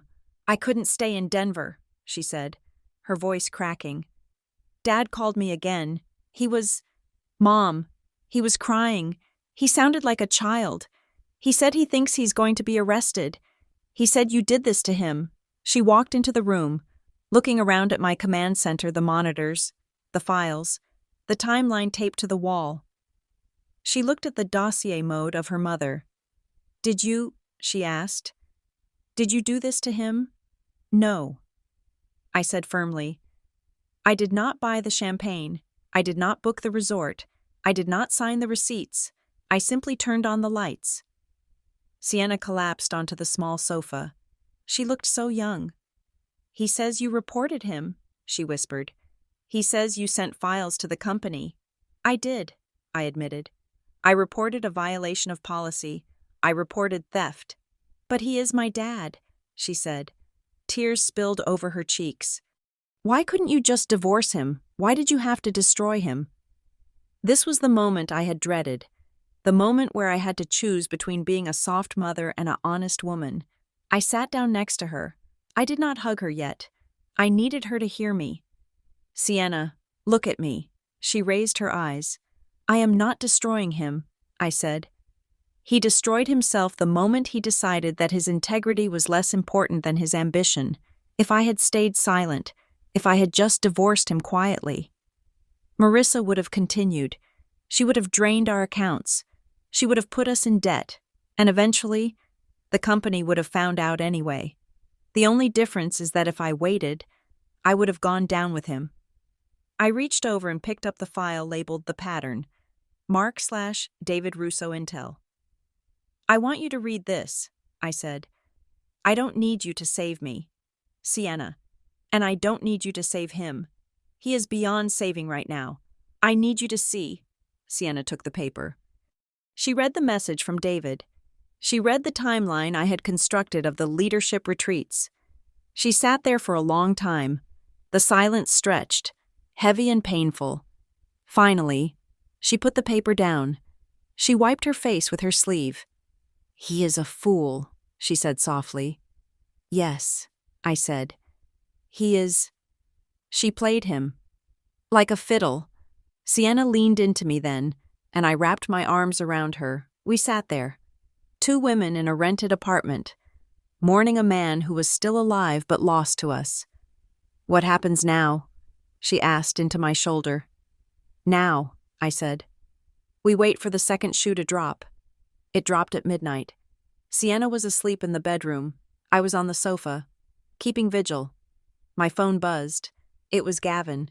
"Gavin, I was wrong. God. Nat, I was so wrong." I stared at the words. They were the words I had wanted to hear for 10 months. But they were too late. They were expensive words, bought with the currency of his destruction. "Gavin, I met her in the parking garage. I tried to talk to her. I told her we needed to tell the truth. I told her the auditors were asking about the receipts. Gavin, she laughed at me. She actually laughed. She told me that if I mention her name to the committee, she will sue me for defamation. She said she has emails I don't remember writing where I promised to pay her back for the trips. She said she set me up. Nat, she told me to my face. Gavin, she said, if you betray me, you lose everything. I could feel his panic radiating through the screen. He was alone. He was cornered. The woman he thought was his savior had just revealed herself to be his executioner, Gavin. You don't understand, Marissa. She is a monster. She won't let me escape.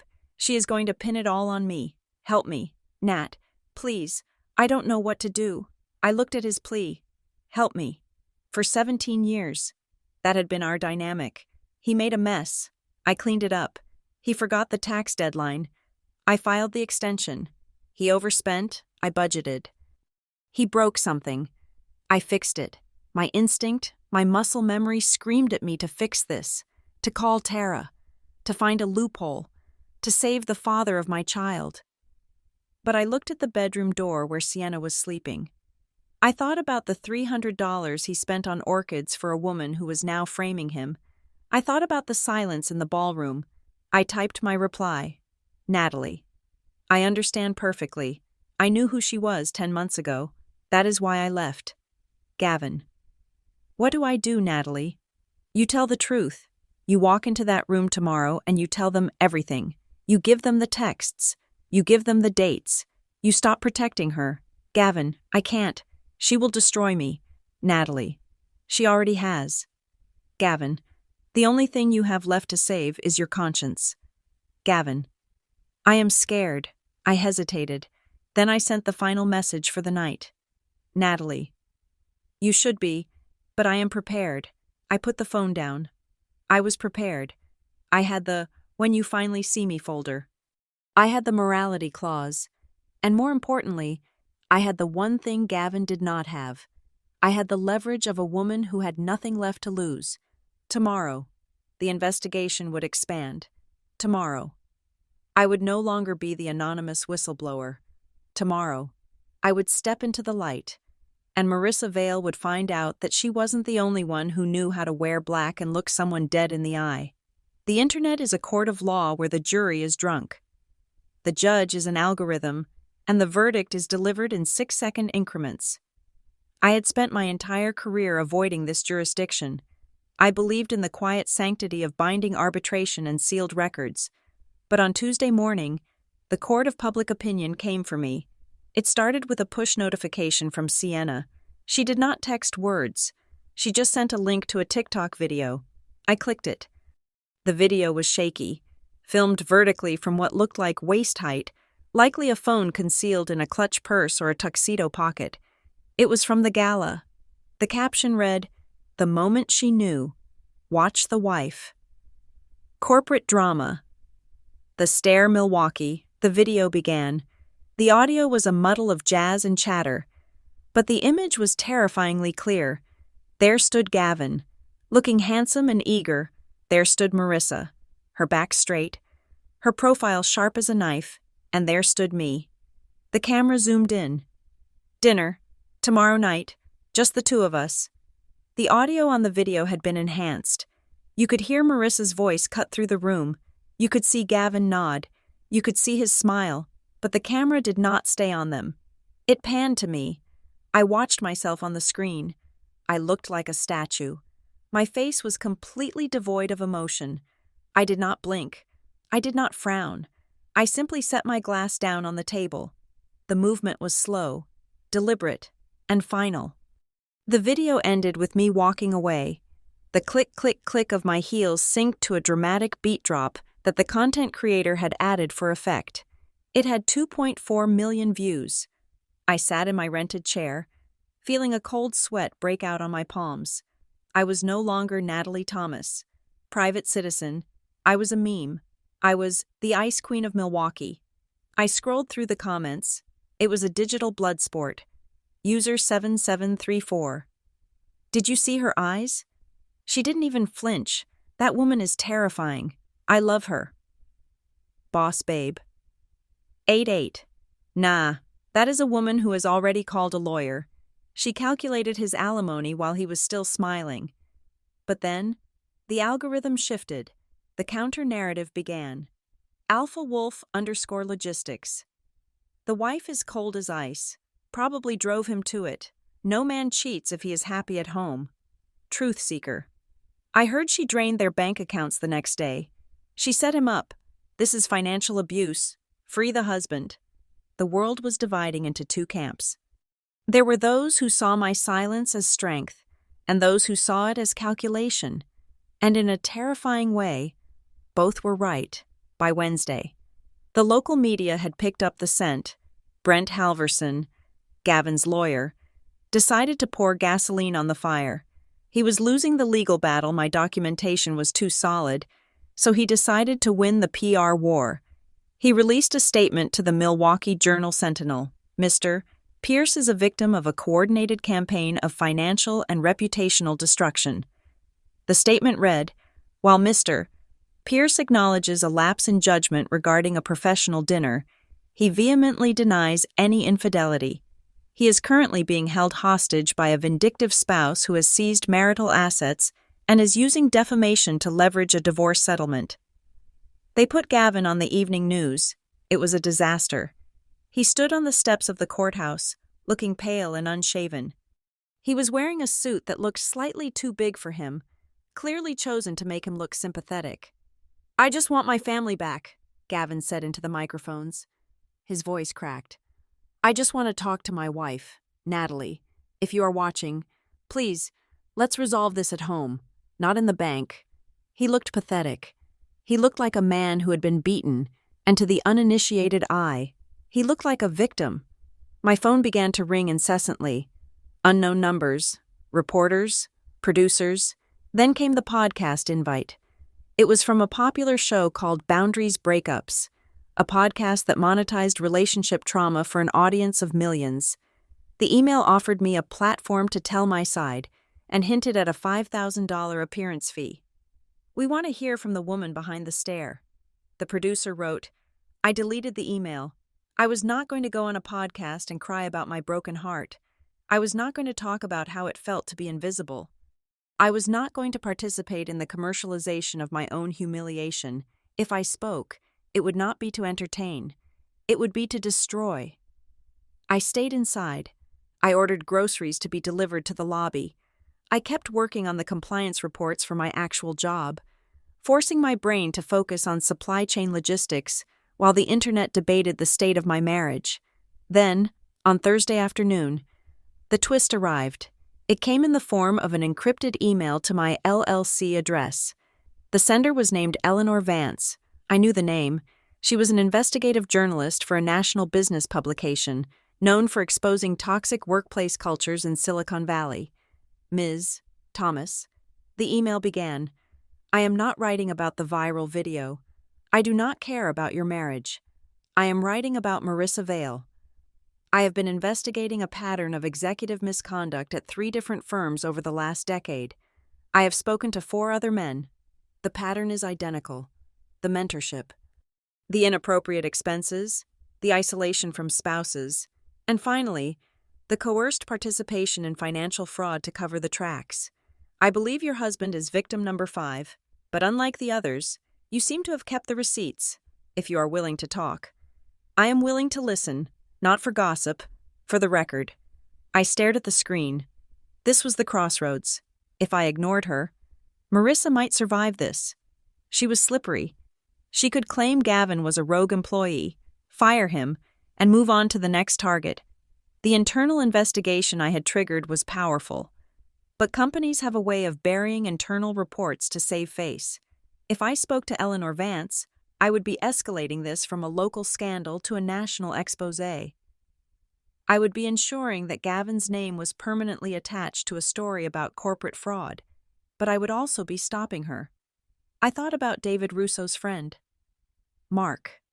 I thought about the man driving an Uber because Marissa Vale had decided he was disposable. I made my decision, but I would do it my way. I would not be a source. I would be a whistleblower. I called Tara. I need you to act as a courier, I told her. For what? Tara asked. For a data dump. I said. A journalist named Eleanor Vance contacted me. I am not going to give her an interview. I am not going to give her quotes about how Gavin broke my heart. I am going to give her the math. Natalie, Tara warned, if you leak proprietary company documents, Kestrel Ridge could sue you. I am not leaking proprietary trade secrets, I corrected.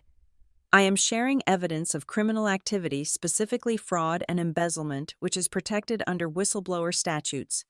I am going to redact every client name. I am going to redact every deal term. The only thing I am leaving unredacted are the dates, the amounts, the merchant names, and the signatures.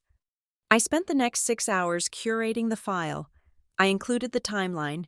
I included the receipt for the orchids. I included the hotel reservation at the Sanctuary Resort. I included the email where Marissa asked Gavin to expense it to the mentorship code. I included the morality clause. I did not include the letter about my harassment. That was personal. I only included the things that could be put in a spreadsheet. I sent the encrypted file to Tara, who forwarded it to Eleanor Vance with a standard legal disclaimer provided for background verification purposes only. Then, we waited. Journalism, unlike social media, takes time. Eleanor Vance did not post a TikTok. She made phone calls. She called Kestrel Ridge. She called the resort. She called the other men she had interviewed. By Friday morning, the pressure inside Kestrel Ridge must have become unbearable. They had an internal investigation running. They had a viral video making them look like a circus. And now, they had a national reporter asking questions about their senior vice president's spending habits. The dam broke at 11 o'clock. I received the news not from Gavin, but from a press release that popped up on my Google Alerts. Kestrel Ridge Partners announces leadership changes, effective immediately. Senior Vice President Marissa Vale has been placed on administrative leave pending the outcome of an independent investigation into policy violations. Additionally, Director Gavin Pierce has been suspended indefinitely. The firm remains committed to the highest standards of ethical conduct and financial transparency. Suspended, Gavin was out. Marissa was out. I sat back in my chair. The silence in the apartment felt different now. It was not the silence of waiting. It was the silence of the aftermath. The viral video was still circulating, but the narrative had shifted. The comments were no longer debating whether I was cold. They were linking to the press release. User 99. Wait, the husband just got suspended and the boss lady. The wife wasn't crazy, she was right. I did not feel happy. I felt a deep, exhausting relief. I had proven that I was not a piece of furniture. I had proven that I was a structural load-bearing wall. And when you remove me, the house collapses. I stood up to make a cup of tea. My hand was reaching for the kettle when my phone buzzed on the counter. It was a text message. The number was unfamiliar. It was not saved in my contacts. It was not Gavin. I picked it up. Unknown number. You think you won. You think you are smart. I have something that will make your husband hate you for the rest of his life. I know about the Barcelona account. Back off, or I release it. I stared at the message, the Barcelona account. It was a bluff. There was no Barcelona account. I had managed our finances for 17 years. I knew where every penny was buried. If there was a Barcelona account, it was something Gavin had created without my knowledge, which meant it was just another piece of evidence against him. But the tone was pure Marissa. It was the lash of a cornered animal. She was no longer the cool, collected executive in the black dress. She was texting from a burner phone, making vague threats, trying to find a leverage point that did not exist. She was desperate, for the first time since the night of the gala. The corners of my mouth twitched. I looked at the phone, I looked at the threat, and I smiled. I smiled because in my line of work, we know a fundamental truth. When the opposition starts threatening you with personal destruction instead of citing the rulebook, it means they have run out of moves. She had no cards left. She was trying to flip the table. I did not reply. I took a screenshot. I forwarded it to Eleanor Vance. Add this to the file. I typed, witness intimidation. Then I blocked the number. The game was over. Now, we were just clearing the board. The request came through a burner number. but the syntax was unmistakable. Starbucks on 3rd and Wisconsin, 2 o'clock, public place, woman to woman, you owe me a hearing. I did not owe Marissa Vale a hearing. I owed her a subpoena, but in the world of high-stakes litigation, there is value in seeing the opposition before the deposition. You need to see how they hold their coffee cup. You need to see if their hands shake. You need to see if they look at the door every time it opens. I agreed. I arrived at 1:55. I bought a black coffee. I sat at a table near the window, but not facing it directly. I wanted to see the room. Marissa arrived at exactly 2 o'clock. She was not wearing the armor of the black dress. She was wearing a beige cashmere sweater and jeans. She had softened her makeup. Her hair was pulled back in a loose, messy bun that was supposed to look effortless, but probably took 20 minutes to construct. She was trying to play a role. She was playing the misunderstood professional. She sat down across from me. She did not buy a drink. "Natalie," she said. Her voice was low, intimate. It was the voice of a conspirator. "Thank you for coming. This has all gotten out of hand." I did not speak. I took a sip of my coffee. "I think there has been a terrible misunderstanding," she continued, leaning forward. Gavin is a complicated man. I am sure you know that. He has been under so much pressure lately. He came to me for guidance. He was lost. Natalie, he felt unsupported at home. I tried to maintain boundaries, but he was persistent. He initiated the dinners. He booked the travel. I was just trying to be a mentor. And things blurred. I watched her face. It was a masterclass in gaslighting. She was rewriting history in real time, casting herself as the reluctant participant and Gavin as the aggressor. She was banking on the assumption that a wife will always want to believe her husband is the villain, so the other woman can be the victim. "He told me you were cold," she whispered, her eyes wide and pleading. "He told me you lived like roommates. I felt sorry for him." I set my cup down. "Are you finished?" I asked. Marissa blinked. "I am just trying to tell you the truth so we can stop this madness. You withdrawing the complaint. It would be best for everyone, especially Gavin. You do not want to destroy the father of your child. Do you?" I reached into my bag. I did not pull out a tissue to wipe away tears. I pulled out a single sheet of paper. It was a photocopy of the folio from the sanctuary resort. I slid it across the table. "Item line 4, I said. "Couples massage, $280, charge to the room." Marissa looked at the paper. She did not touch it. "And here," I said, pointing to the bottom of the page. "The signature authorizing the charge. That is not Gavin's signature. That is yours. And next to it, the handwritten note. Charge to mentorship account code 442. I leaned back. "You did not feel sorry for him. Marissa, you felt entitled to him. You used company funds to groom a subordinate. You approved the expenses. You created the paper trail. Gavin may be weak, but you are the architect." Marissa's face changed. The soft, beige, sisterhood mask evaporated. The eyes I had seen in the ballroom returned the cold, dead eyes of a shark. Her mouth hardened into a sneer. "You are pathetic," she spat. The volume of her voice rose, drawing looks from the nearby tables. "You think a piece of paper matters. You are just a shadow. Natalie, you stand behind him and pick up his socks. I gave him a future. I gave him access to a world you could never give him. I made him feel like a king." "You did not give him a future," I said, my voice steady, my pulse resting at 60 beats per minute. "You borrowed a person to make yourself feel powerful. You stripped him of his ethics, his money, and his self-respect just to see if you could. That is not power. That is parasitism." Marissa stood up. Her chair scraped loudly against the floor. "You will regret this," she hissed. "I have friends on the board. I have lawyers who cost more than your life insurance policy. I will bury you." "You can try," I said, "but I have already sent the file to the investigation committee and to Eleanor Vance." Marissa went pale. She knew the name. Every executive in the Midwest knew the name of the reporter who ended careers. She turned and stormed out of the coffee shop. She forgot to look effortless. She looked like a fugitive. I checked my watch. 2:15. The meeting had lasted 15 minutes. My phone rang. It was Gavin. I answered. "I just saw her," I said. "Nat." Gavin's voice was jagged. "Listen to me. Brent is here. He wants to talk to you. The internal investigation. They are expanding the scope. They are asking for emails from 3 years ago.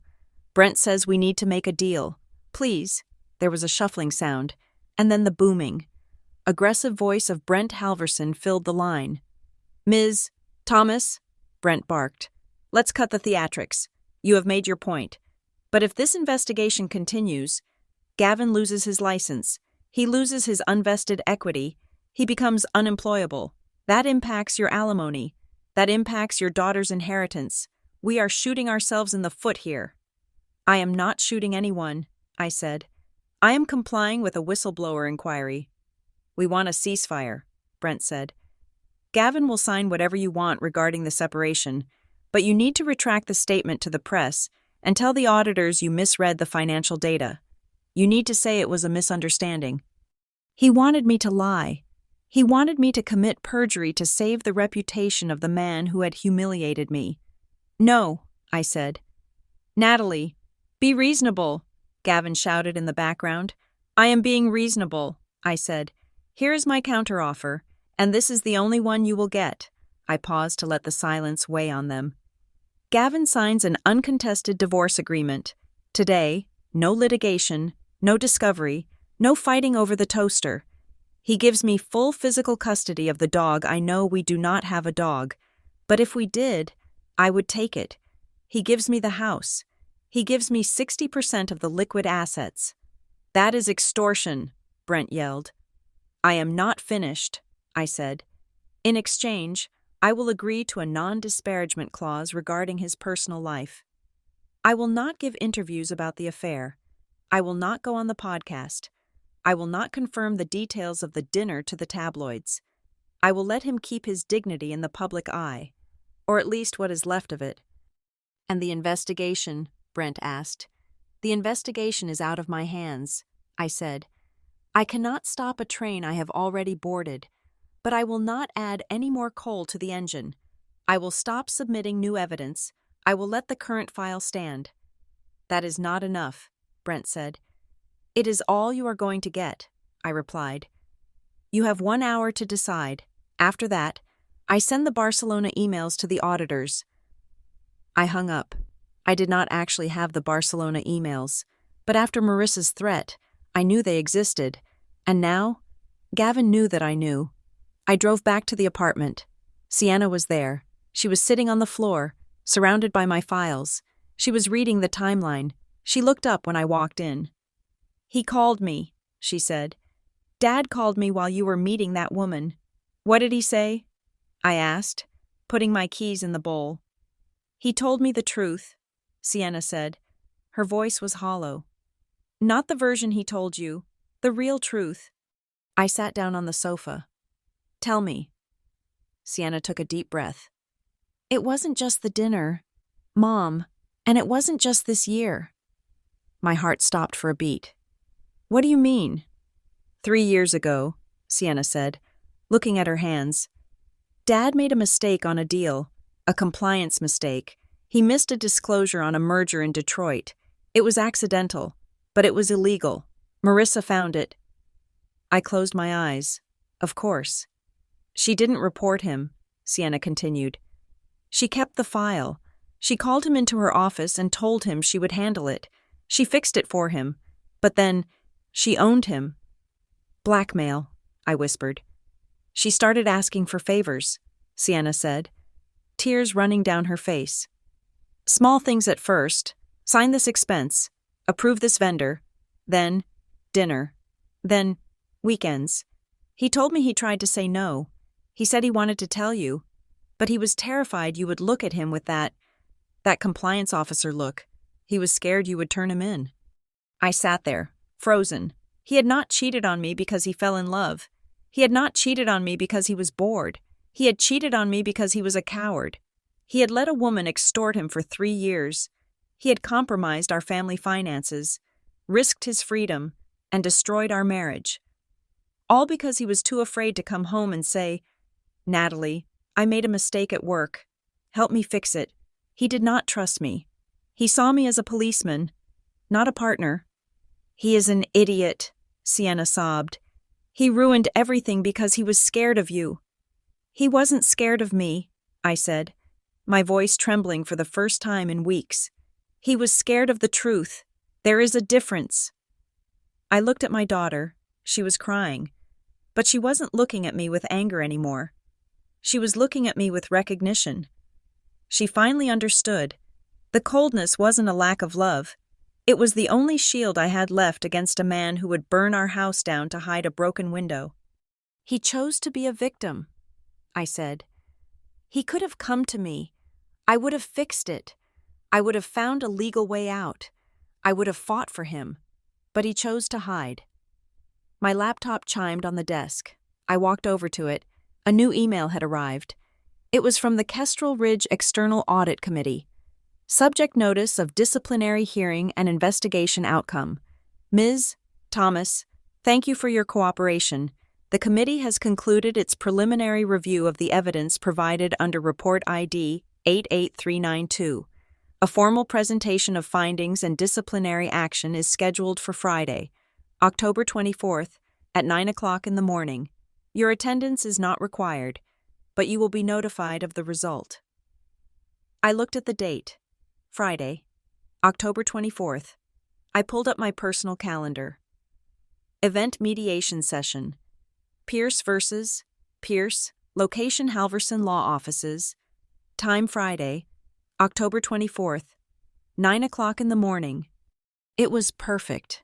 The universe, in its infinite sense of irony, had scheduled the end of his career and the end of his marriage for the exact same hour. I forwarded the email to Tara. "Accept the mediation time." I typed, "Tell Brent we will be there." I turned back to Sienna. "Wash your face," I said gently. "We are going to order pizza, and then we are going to pack." "Pack?" she asked. "Where are we going?" "Nowhere yet," I said. "But on Friday. This ends, and when it ends, I want to be ready to walk out the door and never look back."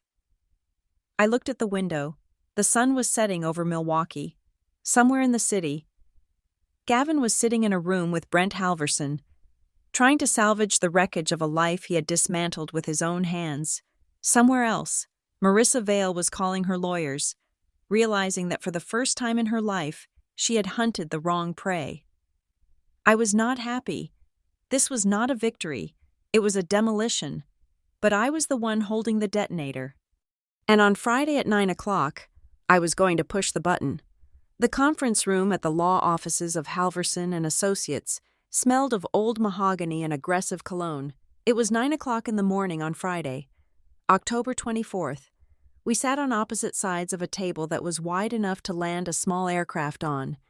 On one side sat Gavin and his lawyer, Brent Halverson. Gavin looked like a man who had not slept in a week. His skin was gray. His eyes were sunken. And he was wearing a suit that I recognized it was the one he had worn to his father's funeral. On the other side sat Tara and me. I was not wearing black. I was wearing a cream-colored suit. I had my hair down. I had a single file folder in front of me. Brent Halverson did not waste time with pleasantries. He opened his briefcase and slammed a stack of papers onto the table. "Let's be clear," Brent said, his voice booming off the paneled walls. "We are here out of courtesy. My client is willing to offer a 50-50 split of the marital assets, excluding his unvested equity in Kestrel Ridge. We also demand a public retraction of the defamatory statements Ms. Thomas has made to the press and the immediate withdrawal of the complaints filed with the external auditors."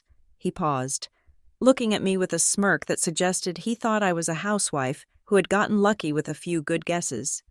"If you do not agree to these terms," Brent continued, leaning forward, "we will file a civil suit for defamation, tortious interference with a business contract, and alienation of affection. We will paint you as a bitter, Unstable woman who destroyed a man's career because she was jealous of his success. We will drag this out for 3 years. Natalie, we will bleed you dry in legal fees. Gavin did not look at me. He was staring at his hands, twisting his wedding ring, a ring he was still wearing. Tara looked at me. I gave a microscopic nod. Mr. Halverson, Tara said, her voice calm and pleasant, like she was ordering a sandwich. We are not retracting anything, because the truth is an absolute defense against defamation. And as for the assets, we are not accepting 50%. Then we are done here, Brent said, starting to pack his papers. See you in court. Sit down. Brent, I said. It was the first time I had spoken. My voice was not loud, but it had a frequency that cut through the bluster. Brent froze. He looked at me, annoyed. Excuse me? I said sit down, I repeated, because you are about to receive a notification on your phone, and you are going to want to be sitting when you read it. As if on cue, the phone in Gavin's pocket buzzed. Then Brent's phone buzzed. Then Tara's tablet lit up. It was 9:15 in the morning. The markets had just opened, and Kestrel Ridge Partners had just released a statement. I watched Gavin pull his phone out. I watched his eyes scan the screen. I saw the moment the air left his lungs. He made a sound, a low, strangled noise like an animal caught in a trap. What is it? Brent snapped. Grabbing his own phone, I knew what it said. I had seen the draft alert on my monitoring system an hour ago. Press release. Kestrel Ridge Partners terminates senior executive. Following internal probe, the board of directors has terminated the employment of Senior Vice President Marissa Vale for cause, effective immediately. The termination follows an independent investigation that uncovered significant financial irregularities, violations of the firm's code of ethics, and abuse of corporate resources. Furthermore, the firm has referred the matter to the Wisconsin Attorney General's office for review regarding potential criminal fraud. The firm is cooperating fully with authorities. Director Gavin Pierce has been separated from the firm, effective today. The room went silent. The kind of silence that happens after a car crash, before the screaming starts. Marissa was not just fired, she was being criminally investigated. And Gavin was separated, in corporate speak. That meant he was fired. But they were too afraid of a wrongful termination suit to use the word fired until the lawyers signed off. Brent Halverson's face went from red to a pale, sickly white. He was a bully, but he was not stupid. He knew what this meant. It meant Gavin had zero leverage. It meant there was no future career to protect. It meant the jealous wife narrative had just been obliterated by a corporate press release confirming everything I had said. They referred it to the Attorney General, Gavin whispered. He looked at me, his eyes wide with terror. Nat, they referred it to the AG. That means prison. That means felony charges. It might, I said evenly. Brent cleared his throat. He shifted in his chair. The arrogance was gone, replaced by the frantic calculation of a man trying to save a sinking ship. Okay, Brent said, his voice noticeably softer. This changes the landscape slightly, obviously. The equity is off the table since it is being forfeited, but we still need to discuss the house and the retirement accounts. Gavin needs resources to fight this. We should look at an equitable division to ensure he has legal defense funds. No, I said. Gavin looked at me. Natalie, please, I am losing everything. My job, my reputation. Marissa, she lied to me. You were right. You were right about everything, but do not destroy me completely. I am the father of your child. I am not destroying you, Gavin, I said. I looked him dead in the eye. I am simply stepping out of the way. For 17 years, I was the one who checked the contracts. I was the one who managed the risk. I was the shield that protected you from your own stupidity. You decided you didn't want a shield. You wanted a cheerleader, so I stopped shielding you. We can still fight this divorce, Brent interjected, trying to regain control. If you push for everything, we will contest it. A judge might be sympathetic to a man who has lost his livelihood. Actually, Tara said, a judge will be very interested in this. Tara reached into her file folder. She pulled out a document. It was 5 pages long, stapled in the corner. The paper was crisp and white. She slid it across the mahogany table. "Do you recognize this, Gavin?" Tara asked. Gavin looked at the document. He squinted. "It is the estate planning paperwork, from January." "Look at page 4, I said. "Clause 7B, the Spousal Asset Protection Addendum." Gavin flipped the page. I watched his eyes scan the text. In the event that one spouse engages in a clandestine relationship, whether personal or professional, that results in a material breach of their employment contract or exposes the marital estate to civil or criminal liability. Any assets previously designated as joint shall be reclassified as the sole property of the non-offending spouse to protect said assets from seizure, restitution, or legal fees incurred by the offending spouse. Gavin stopped reading. His mouth opened, but no sound came out. "You signed it," I said. 8 months ago, on the kitchen island, you were drinking a scotch. You were texting Marissa. You told me, "Looks great, babe, I trust you." "You tricked me," Gavin whispered. "I did not trick you," I replied sharply. "I emailed you the draft. I flagged the section.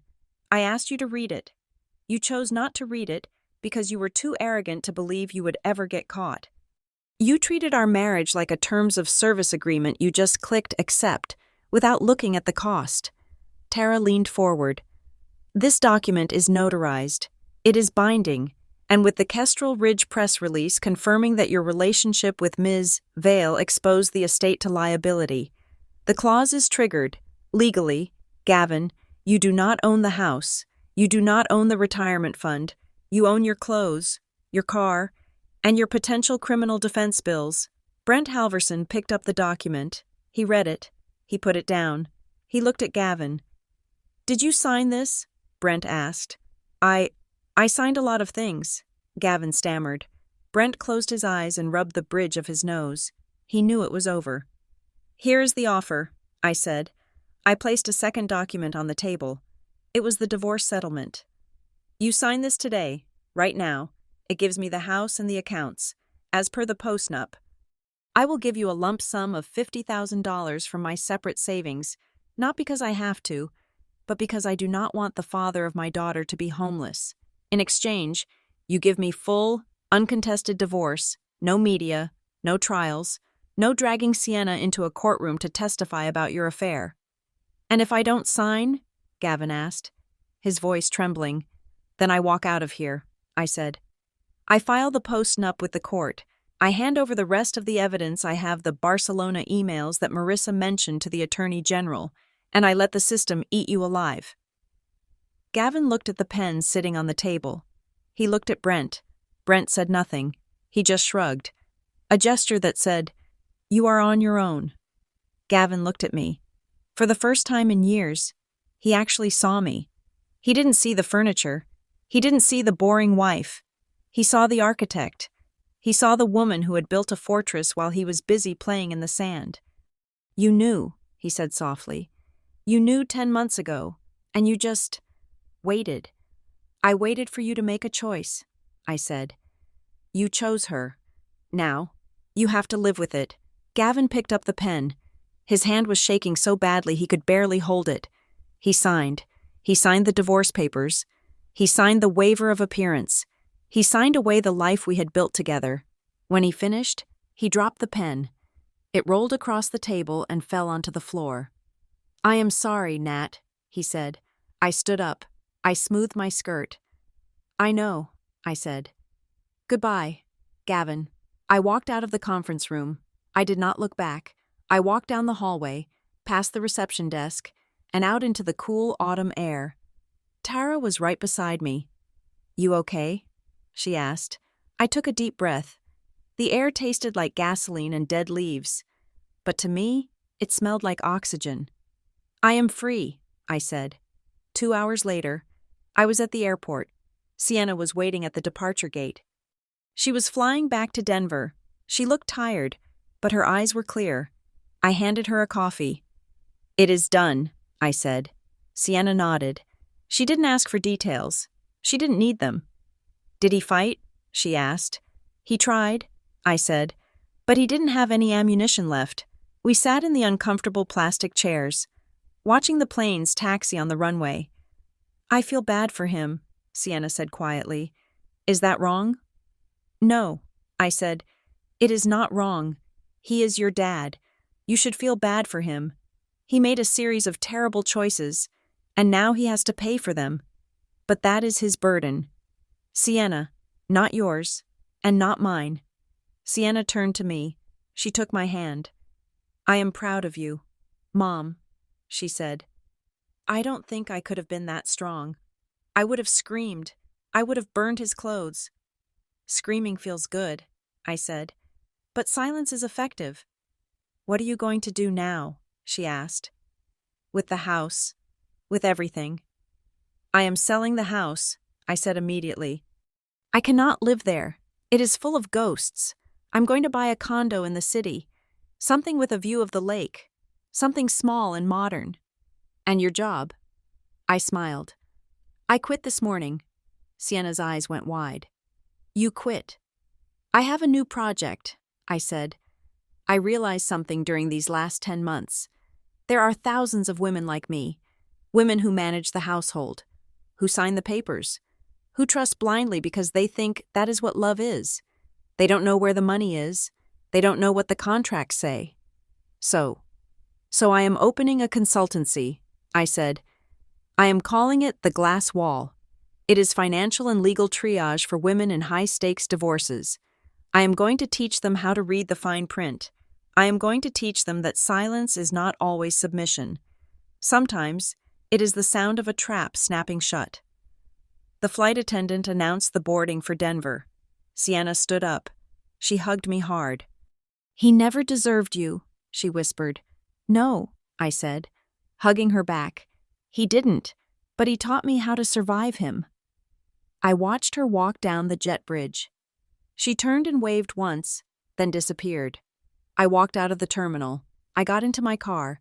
I drove to the lakefront. I parked and got out, standing by the railing, looking at the gray water of Lake Michigan. Gavin was likely sitting in his empty house right now, waiting for the police to call. Marissa was likely sitting in a lawyer's office, realizing that her career was over. I was standing here. I remembered the moment in the ballroom, the feeling of being looked through, the feeling of being an object. I took a deep breath. I was not an object. I was the author of the story. I took my phone out of my pocket. I deleted the dossier mode folder. I deleted the timeline. I deleted the screenshots. I didn't need the evidence anymore. The verdict was in. I got back in the car and turned the key. The engine roared to life. I drove away from the lake, away from the past, and into the traffic of the living. Thank you so much for listening to this story. I hope it reminded you that your dignity is non-negotiable, and that sometimes the smartest move you can make is to say nothing at all until you are ready to say everything. I would love to know where you are listening from. Are you tuning in from your car, your kitchen, or maybe your office while pretending to work? Let me know in the comments below. I read every single one. If you enjoyed this story, please subscribe to the channel Leona Revenge Stories, hit that like button, and smash the hype button to help this story reach more people who might need to hear it. Stay strong, and always read the fine print.